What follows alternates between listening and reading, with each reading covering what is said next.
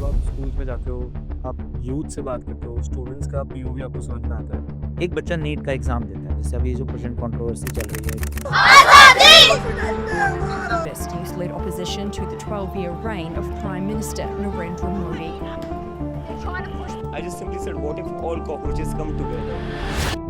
हमारा ये हक है कि जो बच्चा आज कोई भी एंट्रेंस एग्जाम दे रहा है वो फ्री एंड फेयर हो। एक दिन मैं ऐसे ही बैठा बैठा सोच रहा था कि यार कितनी प्रॉब्लम होती है जब हम वोट डालने जाते हैं। आपकी प्रार्थनाएं कहती हैं सर्वे भवन्तु सुखिनः सर्वे सन्तु निरामया सर्वे भद्राणि पश्यन्तु मा कश्चित् दुर्भाग्यः। मेरे को ऐसी 3 चीज़ें ज़रा बताओ जिससे ये आने वाले टाइम में जो यूथ है वो अपनी पाथ से, वो अपने विजन से डगमगाए ना। अब मुझे बताओ, एक गरीब परिवार का बच्चा जिसके पास पैसा है ही नहीं और वो दिन रात पढ़ रहा है, उसका AIR 1 नहीं है। Hello and welcome back on the Mridul Parmar show. और आज है हमारे साथ Paramdev sir and this is our second episode with sir. आज हम बात करने वाले हैं इंफ्रा के बारे में, जियो पॉलिटिकल लेवल के बारे में, वर्ल्ड लेवल पे जो इम्प्रोवाइजेशन हो रही है और इंडिया 2047 तक क्या लेवल पे इम्प्रूव करने वाले हैं, क्या पॉलिसीज आ गई हैं, कैसे रोड्स बन गए हैं, किस लेवल में, कौन से सेक्टर में, कौन सी इंडस्ट्री सबसे ज़्यादा ग्रो हो रही है और कैसे आप इन सब चीज़ों को सुन के समझ के अपने आने वाले टाइम में डिसाइड कर पाओगे कि कौन सी गवर्नमेंट आनी चाहिए और कौन सी गवर्नमेंट नहीं। सो this is all about decision making, this is all about knowledge जो आपको समझ में आएगा ये पूरा पॉडकास्ट देख के, और बहुत मजा आने वाला है इस पूरे पॉडकास्ट में, ये पूरी कॉन्वर्सेशन में। हम आपको हर एक चीज का, हर एक सेगमेंटेशन का बहुत डीप लेवल में जाके एनालाइज करके बताएंगे कि क्या चीजें चल रही हैं आज की डेट में इंडिया में, गवर्नमेंट लेवल पे, पॉलिसी लेवल पे क्या क्या चेंजेस हो रहे हैं, कहाँ-कहाँ पे सुधार हो रहे हैं, कहाँ-कहाँ पे एरिया ऑफ इम्प्रूवमेंट ज़्यादा होना चाहिए और गवर्नमेंट किस हद तक लोगों के बारे में सोच रही है, डेवलपमेंट हो रहा है, सब हम लोग कवर करने वाले हैं। आपको कोई भी इस कॉन्वर्सेशन में कोई भी पार्ट अच्छा लगता है तो प्लीज़ कमेंट डाउन, उस चीज़ के बारे में आप कमेंट सेक्शन में आके बताइए, और जो भी पार्ट अगर अच्छा नहीं लगता है वो भी बताइए। So please welcome sir on the show and start करते हैं on this note. And I hope आपको ये कॉन्वर्सेशन बहुत अच्छा लगेगा। Thank you sir. How are you feeling sir? Perfectly fine and thanks a lot Mridul कि हम अपनी इस जर्नी में फिर दोबारा से किसी एक ऐसे डिस्कशन पे आए हैं जो कि मुझे लगता है कि बहुत फेयर एंड न्यूट्रल एंड पर होना चाहिए। एब्सोल्युटली। या मतलब we will talk about something, एक ऐसा वर्जन जो कि हमें लगता है कि हमारे यूथ के लिए बहुत इम्पोर्टेंट है जानना। और हम हमेशा उन सब चीज़ों के बारे में बात करते हैं जो नहीं है। मैं ये कहता हूँ कि हमें उन सब चीज़ों के बारे में बात करनी चाहिए जो हमारे पास में आने वाली हैं, एंड हम थोड़ा-सा अपने आप को फ्यूचर पर्सपेक्टिव के हिसाब से सोचेंगे, तो शायद हमारी सोच और हमारा जो वे ऑफ वर्किंग है, वो इंडिया की डेवलपमेंट में कंट्रीब्यूट करने के लायक होगा। Absolutely sir. So sir I want to ask you one thing very depth. आज आप ये चीज़ जो बारे में सोच रहे हैं, जो हमारा टॉपिक है कि 2047 तक, 2047 में इंडिया किस लेवल पे ग्रो करेगा, किस लेवल पे एक्सपेंशन होगा, क्या इंफ्रा होगा, वो जो विजन है हमारी कंट्री का कि उस लेवल तक इम्प्रूवमेंट्स आएँगी। आप डेली लाइफ में टीचर से मिलते हो, लोगों से मिलते हो, स्टूडेंट से मिलते हो। क्या लगता है कि सिर्फ़ एक ये स्लोगन है या एक्चुअल में ये जो बिलीफ सिस्टम है, जो लोगों के दिमाग में जो पिक्चर है, ये जो विज़न है इंडिया का, वो डेवलपिंग कंट्री से जो डेवलप्ड कंट्री होने का जो कन्वर्जन है, वो एक्चुअल में सच है? आप प्लीज़ अपने दिल पे हाथ रख के बताइए कि आप मानते हो? और अगर ये मानते हो तो give me stats, give me proofs and give me things that I should believe on this, और ऑडियंस को भी इस चीज़ पे बिलीव हो। चलिए, सबसे पहले मृदुल, मेरा अपना मानना है कि कोई भी एक देश, एक समाज या कोई एक व्यक्ति आगे अपने जीवन में बढ़ता ही तब है जब उसके पास में विज़न होता है। और विज़न का मतलब है कि हम पहले अपने मन में या अपने ध्येय में अपने ऐसे एक विचार को डालें जिससे कि हम ये सोचें कि yes, after this particular time, या हम एक टाइमलाइन सेट करें, and after setting that timeline we try to work on that and start working on the things which are required to achieve that particular target. अब जब मैं ये कह रहा हूँ कि to achieve that particular target, हमने एक विजन जो है वो 2047 का दिया। अभी जो 2047 का विज़न है, ये 2047 का विज़न मेरे लिए बहुत इंटरेस्टिंग एरिया है। बिकॉज़ आज हम अपने भारत को, जिसको कि हम सदियों से ये कहते आए हैं या हम ये सोचते आए हैं कि ये डेवलपिंग है, थोड़ा कमज़ोर है। मैं अपने भारत को आज सशक्त होते हुए देख पा रहा हूँ। कैसे? आज मैं अपने बच्चों के बीच में जब रहता हूँ तो उनका कॉन्फिडेंस लेवल मैं बढ़ते हुए देख पा रहा हूँ। पहले जहाँ पर हमारे पास में आज से अगर मैं 30 साल पहले की बात करूँ, तो डिस्ट्रिक्ट में दूर-दूर तक अच्छे स्कूल नहीं होते थे। अच्छा। आज हमारे पास में आप खुद देखिए अपने आस-पास में you have number of schools around your vicinity. Means अगर मैं गुड़गाँव की बात करूँ, तो गुरुग्राम में आपको ये लगता है कि आज से 30-40 साल पहले मेरे ख्याल से 50 या 100 स्कूल रहे होंगे। लेकिन आज हमारे पास में in every sector, in every area you have more number of good schools there. पहले कॉलेजेस नहीं हुआ करते थे। आज number of universities and number of colleges even though in Gurgaon we don't have any university in Gurgaon. Hmm. You know, now we have how many universities in Gurgaon? There's so many. Like we have the GD Goenka, we have the KR Mangalam, we have the Amity University, we have SGT University with us, we have the Gurugram University here. So we have the universities in Gurugram. You know. So similarly, in every district we have the medical colleges.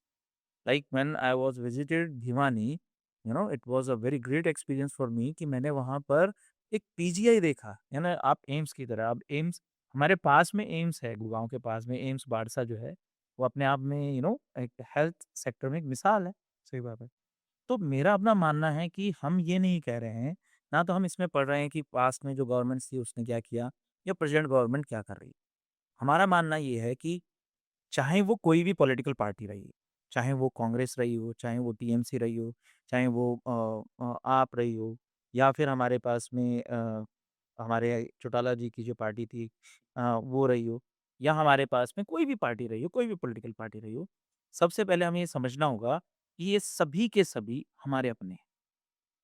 ये सभी हैं तो इसी देश के नागरिक ना। तो आज हम पहली बात तो इस तरह की नफ़रत के भाव से ऊपर उठना होगा कि ये आरएसएस है तो इन लोगों से नहीं बात करनी है, ये कांग्रेस है तो हमें इन लोगों से बात नहीं करनी। नहीं, हमारे लिए सब भारतीय हैं और सभी कहीं न कहीं किसी न किसी लेवल पे इस देश की आगे आने वाली जर्नी में कंट्रीब्यूट कर रहे हैं। अब अगर मैं ये बात करता हूँ कि कहीं किसी जगह पर डिफरेंट अलग-अलग गवर्नमेंट्स हैं और वो सभी कुछ ना कुछ तो कर रही हैं। They are doing something good. चाहे वो पंजाब की बात हो या वो तमिलनाडु की गई गवर्नमेंट की बात हो या केरला की गवर्नमेंट की बात हो या मध्य प्रदेश के गवर्नमेंट की बात हो, सभी के सभी आज एक डेवलपिंग स्टोरी लिख रहे हैं। They are establishing industries there, they are establishing good education system there, they are establishing good universities there, they are reforming their systems and now these days everybody is just working towards the greatness of this nation. तो जब मैं बाहर कहीं घूमने जाता हूँ तो आप भी खुद देखिए हाईवेज़ इतने सुंदर बन चुके हैं कि मतलब सोचा नहीं था कि कभी ऐसे हाईवेज़ बनेंगे। Never think about it. अब ये जो मुंबई एक्सप्रेसवे बना है, आप इस पर चलिए, आपको ना फ़ील आएगा।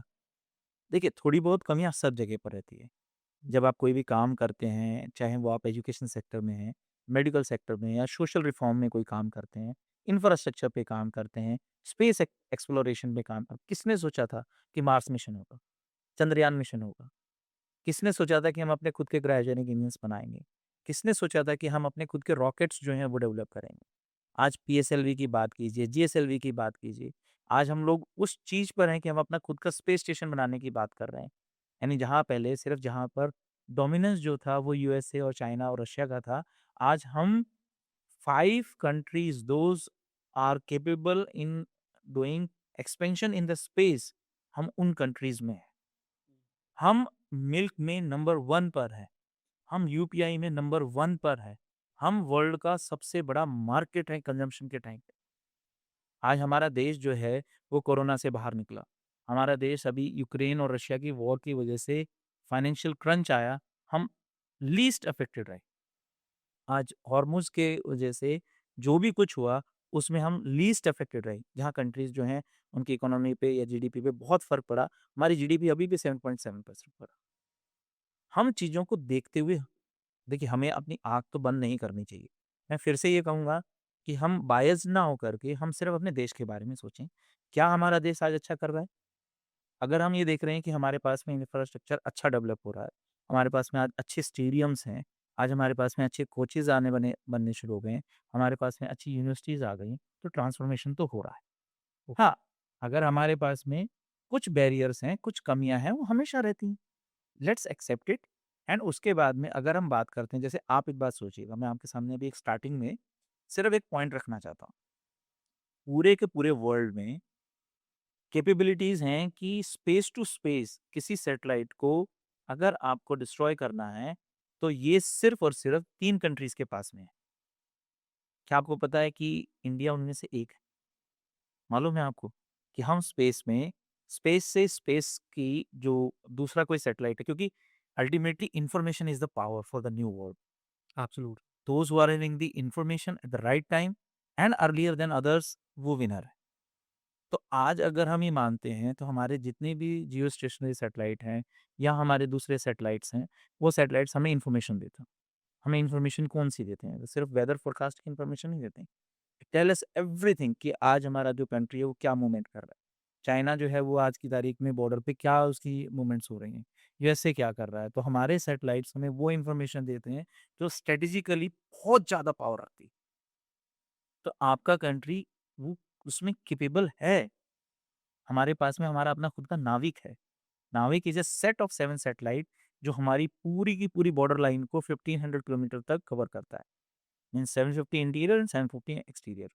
तो आपके पास में बॉर्डर एरियाज़ को लेकर के you have the latest information with you. आप सोच भी नहीं सकते कि अगर आज के आपके पास में रॉकेट नो आप रॉकेट प्रोपल्शन साइंस जो है, इसमें इंडिया बहुत तेज़ी से आगे बढ़ रहा है। तो अगर इंडिया इतनी तेज़ी से आगे बढ़ रहा है, तो वो सक्सेस स्टोरीज़ पे क्यों ना चर्चा करें? मेरा अपना मानना है कि जब हम बात करते हैं, जैसे लेट्स से वी हैव हमारे यहाँ पर ना स्पेस को लेकर के या स्पेस एक्सप्लोरेशन को लेकर के किसी भी तरह की कोई भी प्राइवेट कंपनीज के अंदर कोई किसी तरह का इंटरेस्ट नहीं था। So I think if you talk about just 20 और 30 इयर्स बैक, हमारे यहाँ पर कोई भी प्राइवेट सेक्टर में स्पोस स्पेस एक्सप्लोरेशन को लेकर के कोई कंपनी थी ही नहीं। Now we have 400 private companies which are working on this thing. They are in the process of creating rockets by themselves, जैसे कि SpaceX। ओके। तो आपके पास में आप क्या सोचते हो कि कंट्रीब्यूशन नहीं हो रहा है? हम अपने लेवल पे हम आज तेजाज बना चुके हैं एंड उसके हम जनरेशंस के बारे में बात कर रहे हैं। We are talking about our own aircraft, इसकी स्ट्रक्चर जनरेशंस टेस्टिंग। हैं अभी। अच्छा। ऐसे ही हमारे पास एचएएल जो है, वो HAL is working very fine, DRDO is working very fine, ISRO is doing lots and lots of thing जिसमें हम वर्ल्ड में टॉप 10 में आते हैं। So we are very good in those areas. Apart from that education के लिए बाहर से लोग हमारे पास आने लगे हैं। इंडिया आने वाले टाइम में एक हब है। We have world class universities, हमारी रैंकिंग सुधर रही है। अगर हम एजुकेशन के बारे में बात करें, हमारे स्कूलिंग सिस्टम्स में इम्प्रूवमेंट हो रही है। हमारे पास even though if I am talking about the CBSE, after the national education policy 2020 and the NCERT of 2023, आज जितना भी सीबीएसई ये जो एजुकेशन पॉलिसी लेके आई है in schooling and in higher education, आप इसकी जो सक्सेस स्टोरीज हैं वो 2030 के बाद में आप देखेंगे। You will find a lots and lots of changes and transformation by applying the NEP 2020। Teachers training पर पहले कोई काम नहीं होता था, कोई काम नहीं होता था। अब मैंडेटरी कर दिया सीबीएसई ने 50 आवर्स की जो टीचर्स ट्रेनिंग प्रोग्राम। तो आप उसमें देखिए ना कि टीचर्स डिफरेंट स्कूल्स में जा रहे हैं, उनको एक्सपोज़र मिल रहा है। Now the good trainers are coming to their schools, they are learning a lot of thing from them. Sir, जब आप स्कूल्स में जाते हो, आप यूथ से बात करते हो, स्टूडेंट्स का पीओवी आपको समझ में आता है। आप जब टीचर से बात करते हो तो आपको उनका पीओवी समझ में आता है कि इंडिया को लोग कैसे देख रहे हैं, कैसे पर्सीव करते हैं।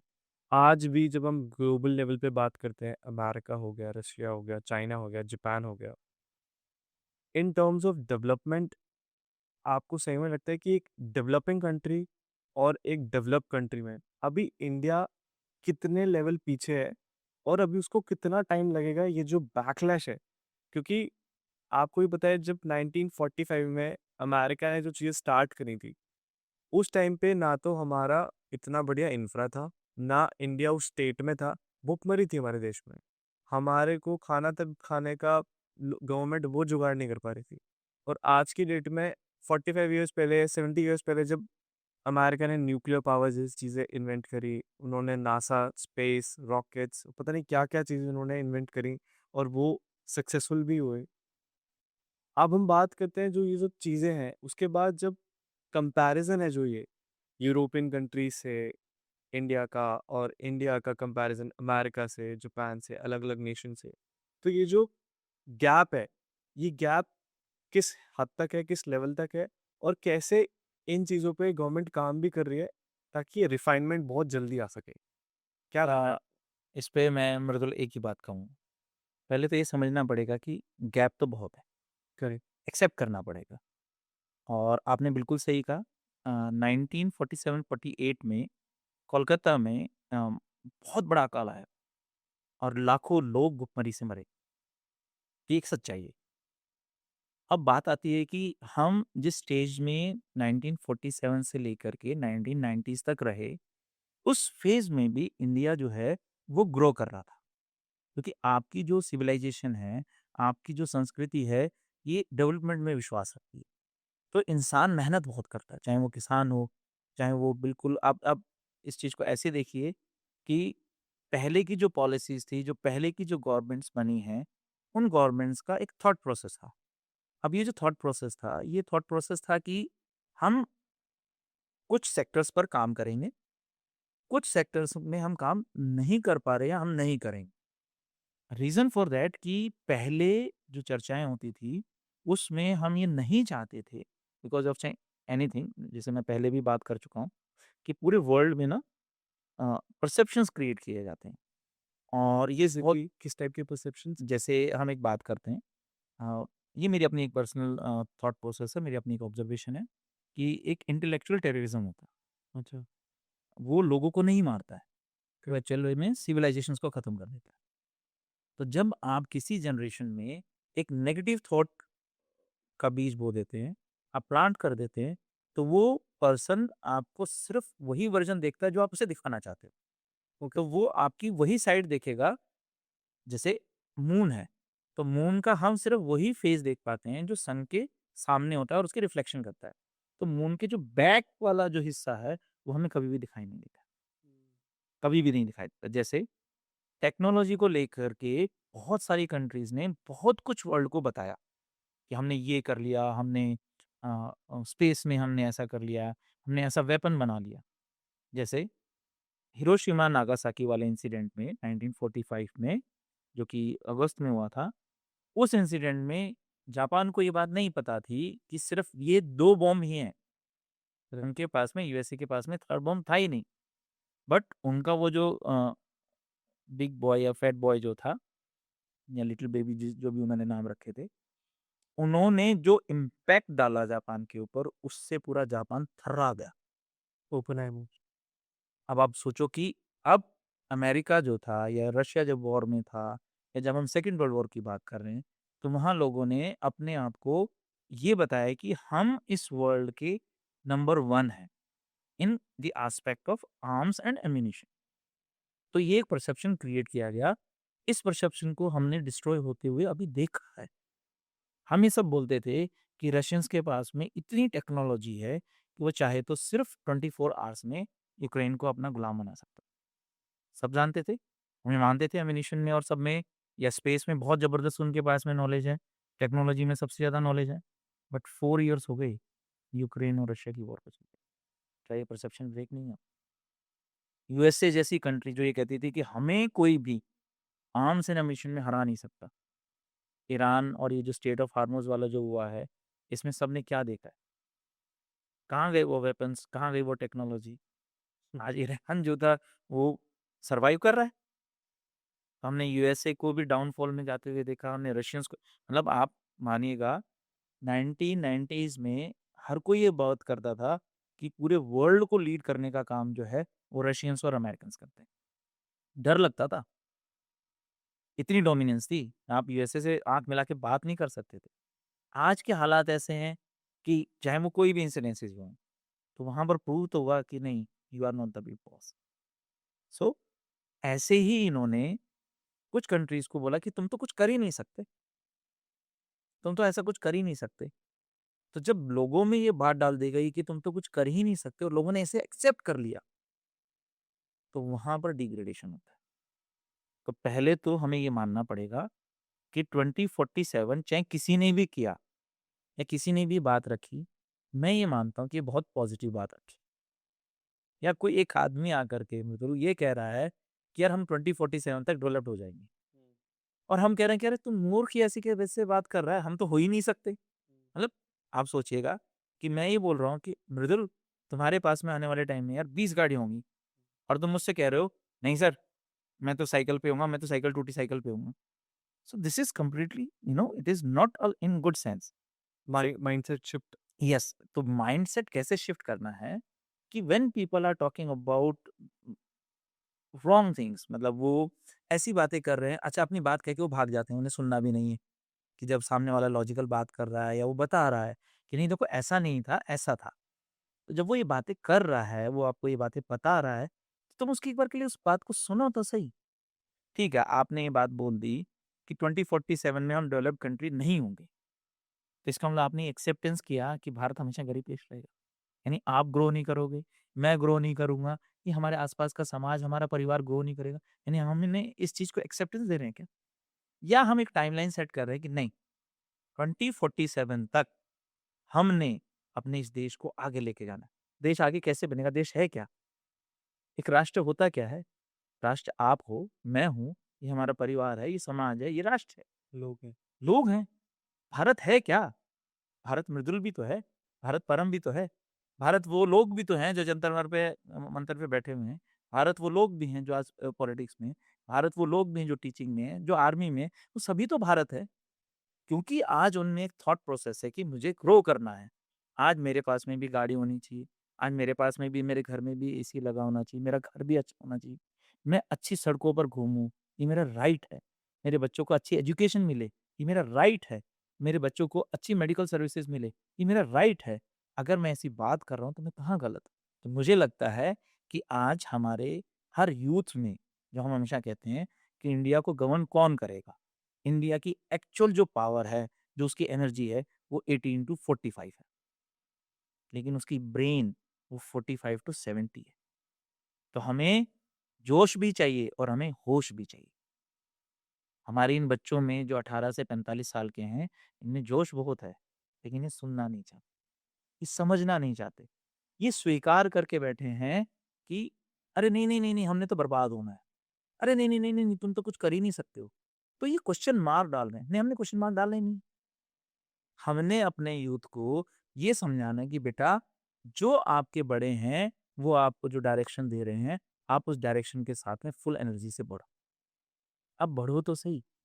आप आज सबको मालूम है, और ये स्टेट ऑफ हॉर्मुज़ वाला ईरान वाला जो कॉन्फ्लिक्ट था, इसने हमें सच में ये बात बताई कि एक्चुअल में हम लोगों को कितना ज़्यादा अपने इस एनर्जी डिपेंडेंस से बाहर निकलना है।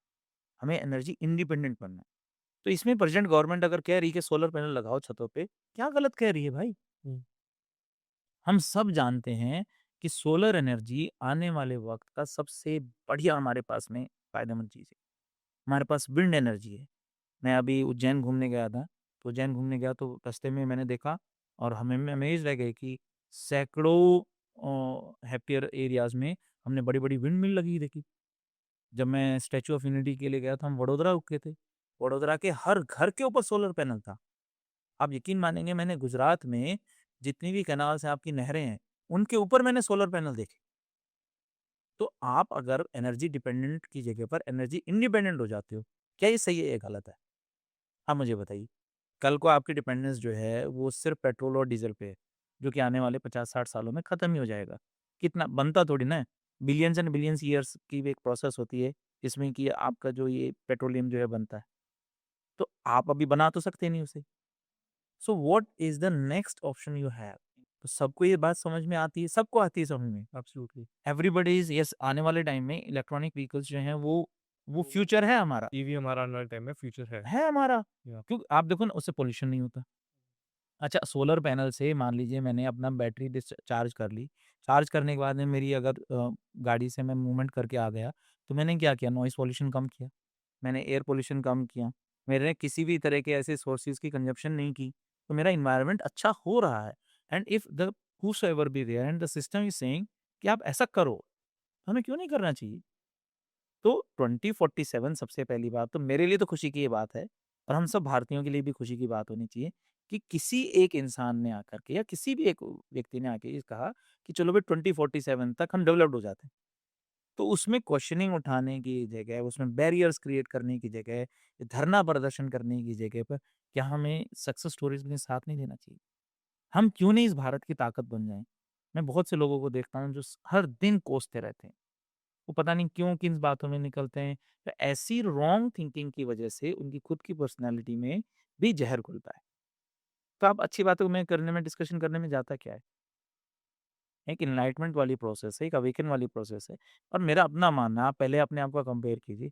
आज से 30 साल, 40 साल पहले का जो भारत था, उसमें कभी भी आपने द्वारका एक्सप्रेसवे, केएमपी, ये रेलवे कॉरिडोर, ये मेट्रो, इन सब की बातें कहाँ हुआ करती? कहाँ होती थी? ये लेकर के दिल्ली का सफदरजंग में एम्स हुआ करता था। सारा दिन वहाँ पर पूरे इंडिया से लोग आकर के बैठे रहते थे। आज हमारे पास में हर सिटी में, हर जगह पर अलग-अलग डिस्ट्रिक्ट्स में हमारे पास एम्स की बात हो रही है, तो अच्छी बात हो रही है ना। अगर ये बात हो रही है कि जो हमारे गवर्नमेंट स्कूल्स हैं, उनका इंफ्रास्ट्रक्चर डेवलप किया जाए, उन्हें नई बिल्डिंग्स दी जाए। मैं गाँव में जाकर के देखता हूँ, अब मॉडल संस्कृति स्कूल जो हैं, वो डेवलप किए जा रहे हैं। एक अच्छे इंफ्रास्ट्रक्चर को प्रोवाइड किया जा रहा है। तो गवर्नमेंट अगर ये कोशिश कर रही है तो अच्छी कोशिश है। आपके हॉस्पिटल्स पुरानी बिल्डिंगें हटा करके नई बड़ी-बड़ी बिल्डिंगें बन रही हैं तो एक अच्छी बात है। आप अपना खुद का एरोप्लेन जो है वो बनाने की कोशिश कर रहे हो और बना भी पा रहे हो, तो एक अच्छी बात है। तो आप उस प्रोसेस में हो जहाँ पर कि आप एक डेवलप्ड नेशन बनना चाह रहे हो। आज आर्म्स एंड एम्यूनिशन में आप पहले कहीं दूर-दूर तक नहीं थे। कारगिल वॉर में आपको बोफोर्स के जो गोले थे, वो भी इटली से खरीद करके लाने पड़े थे। वो भी बहुत महँगे दामों पर। आज अगर आप अपनी खुद की मैन्युफैक्चरिंग कर रहे हो तो क्या गलत? आपके पास में नंबर ऑफ एयरपोर्ट्स बढ़ गए हैं। आपके रेलवे स्टेशन इतने सुंदर हो गए हैं, आप हैरान रह जाओगे। मैं बीकानेर घूमने गया, मैंने माँ करणी के वहाँ पर जब देखा मंदिर के बाहर, मैंने कहा, "अरे! क्या रेलवे स्टेशन बना रहे हैं, जैसे जोधपुर का वही महल हो।" तो अगर हम टूरिज़्म को लेकर के आगे बढ़ रहे हैं, तो आप सोचिए ना, जैसे अब लोग बहुत सी बात करते हैं। कुछ लोगों का कहना है कि फलाँ-फलाँ जगह पे आपने मंदिर बना दिए। अब राम मंदिर या काशी विश्वनाथ है, देखिए इसको एक अलग एंगल से देखने की ज़रूरत है। आप कोई भी हो सकता है, जंतर-मंतर पे बैठे हुए लोगों का कहना है कि उसको तोड़ करके हॉस्पिटल बना दो, तो ऐसा तो संभव नहीं, क्योंकि जिसकी भी रिलीजियस थॉट है, उनके भी अपने तीर्थ स्थान हैं। क्या हम इंडिया में क्या सारे जितने भी रिलीजियस थॉट प्रोसेस के जो भी मॉन्यूमेंट्स हैं, हम सबको ढा करके हॉस्पिटल्स बना देंगे? इस्कॉन हम ये चाह रहे हैं कि हमारे भारत के सब लोग बीमार पड़ें। हम ये चाह रहे हैं, हम ये नहीं चाह रहे कि हमारे भारत के लोग सब स्वस्थ रहें। तो आज जो लोग इस तरह से आकर के किसी भी जगह का, जैसे मान लीजिए मैं अमृतसर गया, तो मैं अगर अमृतसर जा रहा हूँ, तो मेरे लिए वहाँ गोल्डन टेम्पल मेरा एक डेस्टिनेशन है। मतलब मैं वहाँ पीस ऑफ माइंड फ़ील करता हूँ, एनर्जी फ़ील करता हूँ। अभी मैं गोवा गया, तो गोवा में जाकर के मैं चर्च में गया, जहाँ वो सेंट मार्टिन की बॉडी रखी हुई है। मैं वहाँ गया, तो मेरे लिए पीस ऑफ माइंड है। देयर आर प्लेसेस, इसी तरह से हम जब दिल्ली जाते हैं, हम जामा मस्जिद चले जाते हैं। अब जब मैं यहाँ पर अ, सागर के आस-पास की जगह पे गया या इंदौर की जगह पे गया या हम लोग उज्जैन गए, तो वहाँ से आप निकलेंगे तो सांची के आपके पास में सांची के स्तूपास हैं। तो हम पहली बात तो हमें ये देखना पड़ेगा कि हमारी सिविलाइज़ेशन ने हमें सिखाया क्या? आप आज से 7000 साल पहले डेवलप्ड नेशन थे। पूरे वर्ल्ड में कहीं पर भी हड़प्पा, कालीमंजरो, लोथल, मोहनजोदाड़ो नहीं है। आप मुझे किसी भी जगह पे आप चलो बात करें पूरे के पूरे वर्ल्ड में, क्या आज से 7000 साल पहले whosoever be there in the world, do they have double story building? Do they have a separate, हर घर में एक टॉयलेट था, पक्की सड़कें थी, सैनिटेशन का पूरा हाइजीन का पूरा ख़्याल रखा जाता था। पूरा कंप्लीट जो वाटर का जो आपका सिस्टम है, यानी आपको पीने का पानी किस तरह से टनल से जाएगा, कैसे जाएगा, वो सारा सिस्टम था। ये कब था? तो जब आप पहले डेवलप्ड थे ना आप डेवलप्शन थे, आप व्यापार करते थे, आप लोगों से आपने अपने यहाँ का पूरा गणित, अपने यहाँ का मैथ्स पूरे वर्ल्ड में फैलाया। लैंग्वेजेज़ आपने लोगों को बताई, आपने ग्रामर आपने लोगों को बताई कि नहीं ऐसे नहीं, ऐसे भी हो सकता है। व्यापार करना आपने लोगों को सिखाया। रूट्स है ना, आप खुद ही कहते हैं, हिस्ट्री में सिल्क रूट की बात होती है ना, सिल्क रूट कहाँ था? सिल्क कहाँ से आता था? तो ज्ञान के लिए उस वक़्त तक्षशिला में, नालंदा में ऐसा कहा, हिस्ट्री में ही ये रिकॉर्डेड है ना, कि वहाँ पर 10,000 अलग-अलग देशों के स्टूडेंट रहा करते थे। तो आप डेवलप्ड थे, तो ऐसा नेशन जो कभी ठीक है by any any thought process, कुछ चीज़ें हुई, डाउनफॉल हर कंट्री में, हर सिविलाइजेशन में, हर परिवार में आता है, तो डाउनफॉल आया, हम मानते हैं हमारे अंदर कमी आ रही, ये हमारी एक्सेप्टेंस है। लेकिन उन कमियों पे रोने की बजाय कुछ अच्छा कर लिया जाए तो उसमें क्या बुरा है? सर ये जो कॉन्वर्जेशन है, इससे एक बात मेरे को बहुत मैं एग्री करता हूँ कि अगर हम पॉजिटिव माइंडसेट से कोई चीज़ सोचते हैं, हमारे आजू-बाजू जो लोग हैं वो पॉजिटिव हैं, उनकी जो ड्रीम्स हैं वो पॉजिटिव हैं और वो पॉजिटिव चीज़ें जो ऑप्टिमिज़्म है वो फैलाते हैं, स्प्रेड करते हैं, तो वो ऑटोमैटिकली ना वो बढ़ता है, मल्टीप्लाई होता है। यस, बट जिस समाज में हम रहते हैं, जिन लोगों के साथ हम उठते-बैठते हैं, जिस तरह-तरह की तौर-तौर पे जो बातें होती हैं, उससे ना दिमाग में एक परसेप्शन बनता है, एक माइंडसेट क्रिएट होता है। ये जो आपने बताया कि इंटेलेक्चुअल टेररिज्म ये जो प्रमोट करते हैं अलग-अलग जगहों पे एक पर्टिकुलर, क्योंकि ये क्या चाहते हैं, आपको एक केज में बंद करना चाहते हैं। यस, जब आदमी एक कमरे में बंद रहता है, जेल में हो गया, कहीं पे भी हो गया, उसको क्या चीज़ें दिखती हैं? उसको दिखती है नेगेटिविटी, उसको दिखती हैं बुराइयाँ, वो खुद भी बुरा आदमी बन जाता है।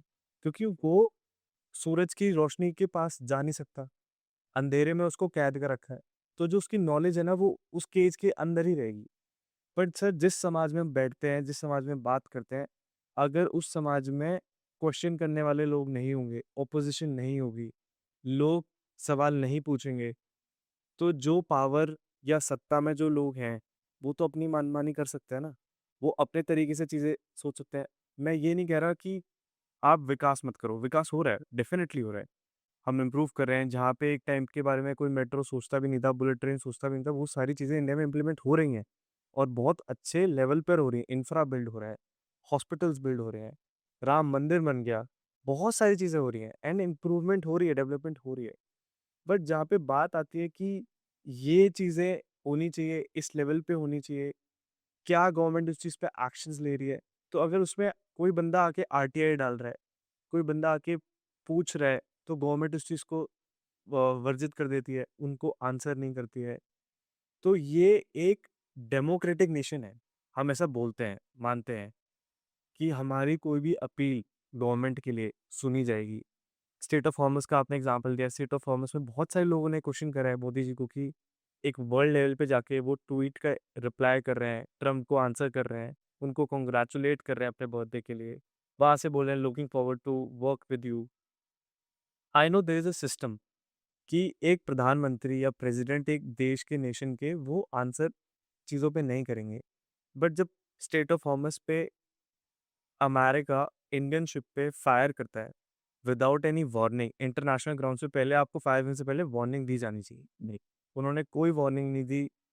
हालाँकि उन्होंने वो मिसाइल्स फायर करे। इंडियन शिप, हमारे वहाँ बहुत सारे लोग थे, इंडियन लोग थे वो, उनकी 3 की तो मौत हो गई, एक्सपायर भी हो। एक्सपायर भी हो गए। तो ये सब चीज़ें, मैं ये नहीं कह रहा कि इम्प्रूवमेंट्स नहीं हो रही हैं, डेवलपमेंट नहीं हो रही है। बट जहाँ पे एक वर्ल्ड लेवल पे आके जहाँ पे इतना बड़ा एक इमेज है, मोदी जी को इतनी सारी कंट्रीज़ ने एक सम्मान दिया है। उनको वर्ल्ड लेवल पे रिकॉग्नाइज़ करा है, एज़ अ वर्ल्ड स्पीकर उनको माना गया है। तो एक इंस्टीट्यूशन है, वो ये कंट्री है। इसमें काम करने वाले हम लोग हैं, वो उसके प्रिंसिपल हैं। तो लोग, जनता हो ना, उनसे जवाब चाहती है कि आप उस लेवल पे बैठ के क्या कर रहे हो सर? ये चीज़ आपको बतानी चाहिए, एड्रेस करनी चाहिए। आपको क्या लगता है इस चीज़ पे गवर्नमेंट को एक्शन लेना चाहिए था या नहीं एक्शन लेना चाहिए था, या क्या उनकी हायरार्की सिस्टम है, क्या स्ट्रक्चर है? उसके बारे में बात करते हैं। मेरे तो पहले तो जो क्वेश्चन पूछा है वो सच में बहुत अच्छा है। सेकंड थिंग, पहले इस बात को समझना होगा, हमारे देश के नागरिक यानी भारतीय नागरिक कोई भी हैं, मैं फिर से उसी बात को दोहराता हूँ, चाहे वो कोई भी हैं, कोई भी पार्टी से बिलॉन्ग करते हैं, किसी भी स्टेट के हैं, किसी भी रिलीजन को मानने वाले हैं, किसी भी कास्ट सिस्टम को मानने वाले हैं, उनके एक थॉट प्रोसेस है, वो एक समाज है। हर समाज के अपने एक सवाल है, तो हमें पहले तो इन सवालों से भागना नहीं चाहिए। मैं ये कहूँगा, चाहे वो कोई भी गवर्नमेंट हो या कोई भी इंस्टीट्यूशन हो, किसी भी इंसान के क्वेश्चन का जवाब जो है, वो देना आवश्यक है। अगर हम इन सवालों से भागेंगे, हम इन सवालों के जवाब नहीं देंगे, हम अपने सिटीज़न के लिए स्टैंड नहीं लेंगे, जैसे आज हम ये बात कर रहे हैं, मेरा अपना जितना देखो, मैं ये नहीं कहूँगा कि मैं 110% सही हूँ। लेकिन जितना मैंने पढ़ा है, जितना न्यूज़ में देखा था, जब हमारे ये 3 भारतीयों का ऐसा हुआ कि वॉरशिप के ऊपर अटैक, मतलब वॉरशिप ने अटैक किया और हमारा जो क्रूड ऑयल लेके आने वाला जो जहाज़ था, उसमें हमारे 3 भारतीय नागरिक जो हैं वो सैक्रिफाइस हुए। मिनिस्ट्री ऑफ एमईए जो है, हमारी मिनिस्ट्री ऑफ एक्सटर्नल अफेयर जो है, उसने बहुत स्ट्रांगली यूएस एम्बेसी के जो लोग थे, उनके कम्युनिकेट किया कि आपने ये जो किया है गलत किया है। तो ये हुआ। मैं इसका एक एग्ज़ाम्पल देता हूँ। हमारे जब यहाँ पर ऑपरेशंस उरी सेक्टर के बाद में हुआ या जब भी ये हुआ, तो आपको याद होगा हमारे एक पायलट जो हैं वो पाकिस्तान में, पाकिस्तान में जाके है ना? या हाँ, तो अभिनंदन जो नाम था उनका, या हो सकता है मैं ध्यान ना हो रहा। तो हमारे एक इंडियन पायलट जो है वो वहाँ चले गए। आप ये देखिए कि देश के प्रधानमंत्री ने उस एक पर्टिकुलर पायलट के लिए यहाँ से एक ऐसा स्ट्रॉन्ग मैसेज दिया कि पाकिस्तान को मजबूर किया कि वो उन्हें हमारे वाघा बॉर्डर पे या अटारी बॉर्डर पे सम्मान के साथ हमें वापस कर दिया। जब यूक्रेन और रशिया की वॉर स्टार्ट हुई, तो ये वही प्रधानमंत्री थे। इन्हें इन्हें अगर देशों ने सम्मान किया तो कोई तो कारण होगा, कोई तो कारण होगा। कुछ तो देश ने किया होगा। आज जब हम बात ईरान की करते हैं, तो ईरान सिर्फ इंडियन शिप्स के लिए इतना ज़्यादा जो है वो क्यों अपोज़ नहीं करता है? रीज़न, अगर वहाँ कुछ भी गलत होता है, कंट्रीज़ में कुछ भी दिक्कतें आती हैं, तो ये आपकी भारतीय जो भी हमारी संस्कृति रही है, हमने हर देश की मदद की। तो पहले तो ये समझना होगा कि अगर कोई भी नागरिक सवाल उठा रहा है, तो सवाल को सुनना ज़रूरी है, चाहे वो कोई भी गवर्नमेंट हो या कोई भी इंस्टीट्यूशन। दूसरा, जो आपने कहा कि क्या ये सवाल उठाने गलत हैं क्या? नहीं। कोई भी विचार अगर किसी भी व्यक्ति के मन में आया, हो सकता है वो विचार गलत हो, किसने कहा नहीं है? विचार गलत आएँगे, किसी को किसी तरह की कोई परेशानी। तो हमने कहा इंटेलेक्चुअल टेररिज्म क्या करता है, देयर आर सर्टेन थिंग्स जिसमें कि दूसरे देश नहीं चाहते कि भारत आगे बढ़े। तो भारत आगे ना बढ़े, इसलिए बहुत सारे हमारे यूथ का ब्रेन वॉश किया जाता है, जिसके लिए फंडिंग की जाती है। लेकिन उसमें अब उसको सुधार, जैसे मान लीजिए कोई बच्चा है, वो बच्चा एक इंस्टीट्यूशन के अगेंस्ट है। उसको बाहर से आकर के कुछ लोग कहते हैं, नहीं तेरा तो इंस्टीट्यूशन ऐसा है, तेरा तो इंस्टीट्यूशन ऐसा है, तेरा तो ये है, तेरी ये कमी है। तो वो नेगेटिव हो जाता है, नेगेटिव हो जाता है। अब वो एक टीचर के पास में आता है। अब वो टीचर क्या कर रहा है, उसकी नेगेटिविटी को या तो वो एनहांस करेगा या उसे रिड्यूस करेगा। अब एनहांस करेगा, तो टीचर और बच्चा दोनों के दोनों ही ऑर्गेनाइजेशन के अगेंस्ट हो जाएँगे। लेकिन वो अगर उसको रिड्यूस करने की कोशिश करेगा, वो कहेगा नहीं बेटा, देखो उन्होंने कहा कि आपके इंस्टीट्यूशन में ये नहीं है, लेकिन आप मेरे साथ चलो देखो यहाँ तो ये है। उसे वो पिक्चर दिखानी होगी, उसे वो नज़रिया देना पड़ेगा, क्योंकि वो बहुत कंज़र्वेटिव अप्रोच के साथ आ रहा है। उसे डाइवर्ज करना पड़ेगा। अब क्या होता है कि जब कोई एक पर्सन बहुत लिमिटेड थॉट प्रोसेस की तरफ जाता है, तो उसके पास में ना ज़्यादा सोचने का टाइम ही नहीं होता है। उसके पास वो स्पेस नहीं होती। So first of all you need to create space to that particular person. For that what we need to do, पहले उसको सुनना तो लो। चाहे वो कुछ भी कह रहा है, वो चाहे देश के अगेंस्ट कह रहा है, पहले वो है तो भारतीय, उसको सुनो। उसको सुनने के बाद में उसे कहो बेटा ठीक है, आपने देखो ये बात रखी है, आपका वर्जन अपनी जगह पर सही है। तो आपने जैसे ही उसको एक्सेप्टेंस दी, आपने एक स्पेस क्रिएट कर दी, तो सो दैट कि वो अब आपकी बात सुन ले। हम क्या करते हैं, कोई भी एक आदमी आकर के हमें कुछ बोलता है, हम उसी वक़्त रिएक्ट करते हैं, हम रिस्पॉन्ड नहीं करते। And there is a lot difference between reacting and responding to a particular situation. So when you are start responding to the situation, you actually reducing the negativity from that person. एक aspiration आपको देना है। जैसे 2047 एक विकसित भारत एक aspiration है। हमने उस चीज को अचीव करने के लिए क्या करना है? अब मैं किसी एक बच्चे से बात करता हूँ। लेट्स से एक बच्चा नीट का एग्जाम देता है। जैसे अभी ये जो प्रेजेंट कंट्रोवर्सी चल रही है, जो भी मैं कहता हूँ गलत नहीं। हमारा ये हक है कि जो बच्चा आज कोई भी एंट्रेंस एग्जाम दे रहा है, वो फ्री एंड फेयर होना चाहिए। वो फेयर होना चाहिए। अगर उसमें कोई लूप होल्स हैं, तो this is the responsibility of the system कि वो उन लूप होल्स को खत्म करे और बच्चे के साथ न्याय करे। क्या जस्टिस के लिए आवाज उठाना कतई भी गलत नहीं। पहले तो ये बात समझ ली। अब क्योंकि इन बच्चों के भविष्य के साथ में, चाहे वो सीबीएसई के कोई एग्जाम हो रहे हैं, या एनटीए कोई एग्ज़ाम कंडक्ट कर रहा है या नीट का एग्ज़ाम है या आईआईटी जेईई का एग्ज़ाम है या सिविल सर्विसेज़ का एग्ज़ाम है, इस सभी से जितने भी एग्ज़ाम्स हैं फ्री एंड फेयर होने चाहिए। हमारे ही तो बच्चे हैं, वो हमारा ही तो भविष्य है। अगर उनको कहीं पर भी कोई दुःख है, कोई किसी तरह की कोई प्रॉब्लम है, उसे दूर कौन करेगा? इस सिस्टम को ही करना है। तो ये जो बच्चे हमारे हैं, अगर इन बच्चों को एक थॉट प्रोसेस आई कि नहीं ये चीज़ गलत हुई, उस पर हम लोगों को सिस्टम को चेताना चाहिए। अच्छा सिस्टम अगर एक्शन नहीं ले, तो हमारा विरोध आवश्यक है। लेकिन सिस्टम ने उस पर एक्शन लिया। सिस्टम ने उस चीज़ को ठीक करने के लिए जो इन्वेस्टिगेशन करनी थी, जो कल्प्रिट थे उनको पकड़ा, उसके बाद में एग्ज़ाम को रीशेड्यूल किया, टाइमली उस चीज़ को विदाउट एनी फ़ॉल्ट दोबारा से करके दिया, तो हमें फिर सैटिस्फैक्शन भी होना चाहिए कि नहीं, हमने क्वेश्चन उठाया सिस्टम ने हमारी बात सुनी, उस एग्ज़ाम को दोबारा फ्री एंड फेयर तरीके से रिकंडक्ट करवाया और उसके बाद में जो कमियाँ थी यानी जो लूप होल्स थे या जो कल्प्रिट्स थे उनको उठा करके सजा भी। इसके अलावा तो हमारे पास में अब देखो सिस्टम धीरे-धीरे सुधर रहा है। तो पहली बात तो कोई भी पर्टिकुलर अगर आप एग्ज़ामिनेशन या किसी भी तरह का करेंगे, तो हम ये कहते हैं कि एरर्स को ना मिनिमाइज़ किया जा सकता है। 0 पर जाना थोड़ा-सा मतलब यूनिवर्स के लिए भी संभव नहीं है। क्योंकि हम नहीं जानते जो व्यक्ति पेपर बना रहा है उसके मन में क्या विचार आ जाए। तो मैं तो ये कहूँगा इसमें सिस्टम में इनको सुधार करना चाहिए कि भई आज एआई है आपके पास में इतना डाटा है, आप क्यों किसी इंसान को ये पता लगने देते कि कौन-सा क्वेश्चन आएगा? Why you are not using the softwares और द एआई टूल्स जो क्वेश्चन बैंक क्रिएट जिनके पास में लाखों क्वेश्चंस हैं। तो आप उन लाखों क्वेश्चन में से आप उन क्वेश्चंस को अपने आप से बनाएँ, क्यों किसी पर्सन पे डिपेंडेंट होते हैं, जो जाकर के अपने किसी कोचिंग इंस्टीट्यूट में उन क्वेश्चंस को बता देता है। फूल प्रूफ सिस्टम बनाना चाहते हैं ना, तो फूल प्रूफ सिस्टम के लिए आपके पास में डेटाबेस है। उस डेटाबेस से एआई की मदद से बिना किसी को पता लगे आप एक क्वेश्चन पर पेपर जनरेट कर दीजिए, which is a neutral thing. तो जब तक कि पर्सन डिपेंडेंट रहेगा सिस्टम, मान लीजिए प्रिंटिंग करने का काम है। अब प्रिंटिंग का काम जैसे पहले होता था कि एक पर्सन था वो ही उसको प्रिंट करता था। तो ऑब्वियसली उसने क्वेश्चन पेपर देख लिया। अब उसने क्वेश्चन पेपर देख लिया, तो उसको मालूम है यार ये क्वेश्चन है, दिमाग में उसके 10 क्वेश्चन तो रह गए। उसने वो 10 जब क्वेश्चन जाकर कोचिंग इंस्टीट्यूट पे पेपर लीक हुआ ना। अब हम कह रहे हैं कि उसको ऑटोमेशन मोड पर ले आओ आप। आपने एक पेपर जो था वो एक मशीन को डाल दिया, वहाँ पर कोई ह्यूमन होने नहीं चाहिए, हमारे पास वो सिस्टम है। तो आपको काम अगर करना है, तो काम करने के लिए आज की टेक्नोलॉजी आपको हेल्प करती है। तो पर्सन डिपेंडेंट कोई भी सिस्टम ना बन के, आप अगर सॉफ्टवेयर्स की मदद से जो कि बहुत सटीक तरीका है, आप यूपीआई कर रहे हो ना, मैं तो आपको एक छोटा-सा एग्ज़ाम्पल देता हूँ।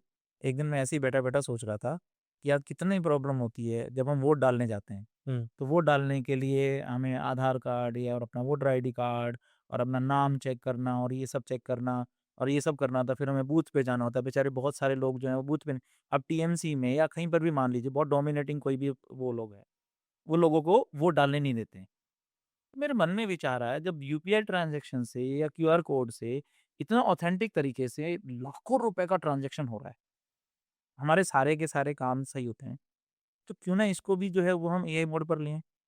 भई आप अपने थंब से अपनी आईज़ के जो आपका आधार का है, आपकी रेटिना से आपकी सबसे पहले रिकॉग्निशन हो जाए, ठीक है? बायोमेट्रिक्स से पूरा कंप्लीट हो गया। उसके बाद में वो सिस्टम ओपन करे, ओपन करने के बाद में आप वहाँ पर अपनी वोट डालें और ये सारा का सारा डेटाबेस में चला जाए। क्यों चाहिए आपको वीवीपैट? क्यों चाहिए आपको ईवीएम मशीन? आपका ईवीएम मशीन का खर्चा बच जाएगा। यानी सब लोग अपने घर में बैठ कर के वोट डाल सकते हैं, बिना डरे, बिना इन्फ्लुएंस हुए, सोच समझ करके वोट डाल सकते हैं। मैं तो कहता हूँ इलेक्शन कमीशन ऑफ इंडिया को ये काम, ये प्रोसेस करनी चाहिए। किस लिए? किस लिए इतना पैसा खर्च करना? देखिए, करप्शन जो है, वो चाहता क्या है? करप्शन कहता है, मेरा, सिर्फ मेरा विकास हो, मेरी डेवलपमेंट हो। लेकिन जब देश के लिए, जब राष्ट्र के लिए सोचा जाता है, तो उस वक़्त हमारा सोचा जाता है। सबका सोचा जाता है, उस वक़्त सबका सोचा जाता है। सबका साथ, सबका विकास। मतलब राष्ट्र प्रथम की देखो, राष्ट्र प्रथम का कारण क्या है? मैं ये कहता हूँ, आप छोड़ दीजिए ना, जैसे बहुत से लोग हैं जो आ करके आरएसएस के खिलाफ कहते हैं। मैं ये नहीं कहता कि हम उसको, पहले ये देखिए आरएसएस की जो प्रार्थना है वो क्या कहती है? मैंने सुनी, मैं तब से हैरान हूँ, यार ये बात क्या कर रहे हैं? वो कहते हैं, नमस्ते सदा वत्सले मातृभूमि, अरे वो राष्ट्र को नमस्ते कहते हैं पहले। वो बात कहते हैं कि आज इस धरा पर रहने वाले सभी व्यक्तियों का हम सम्मान करना। आपकी प्रार्थनाएँ क्या कहती हैं? आपकी प्रार्थनाएँ कहती हैं, सर्वे भवन्तु सुखिनः, सर्वे सन्तु निरामया, सर्वे भद्राणि पश्यन्तु मा कश्चित् दुर्भाग्यः। तो you are praying for all. आप वसुधैव कुटुम्बकम की बात करते हो। अरे यही तो एक मातृभूमि है जहाँ पर कि वर्ल्ड के सारे रिलीजन आते हैं। आपने सबको एक्सेप्टेंस दी। आपने किसी को रिस्ट्रिक्शन नहीं कहा। आप बताओ ना, आपके पड़ोस में कोई भी व्यक्ति आकर कुछ भी बना ले, कोई भी आकर के चर्च बना ले, मस्जिद बना ले, आप में एक्सेप्टेंस है। आप रोकते ही नहीं किसी को। बिकॉज़ आपकी संस्कृति ने आपको एक्सेप्टेंस सिखाई। आपकी संस्कृति ने आपको पूरे वर्ल्ड को अपना परिवार मानने के लिए कहा है। तो जब आपकी संस्कृति यानी आपके रूट में जो आपके इनर वैल्यूज़ हैं, वो बहुत स्ट्रॉन्ग है।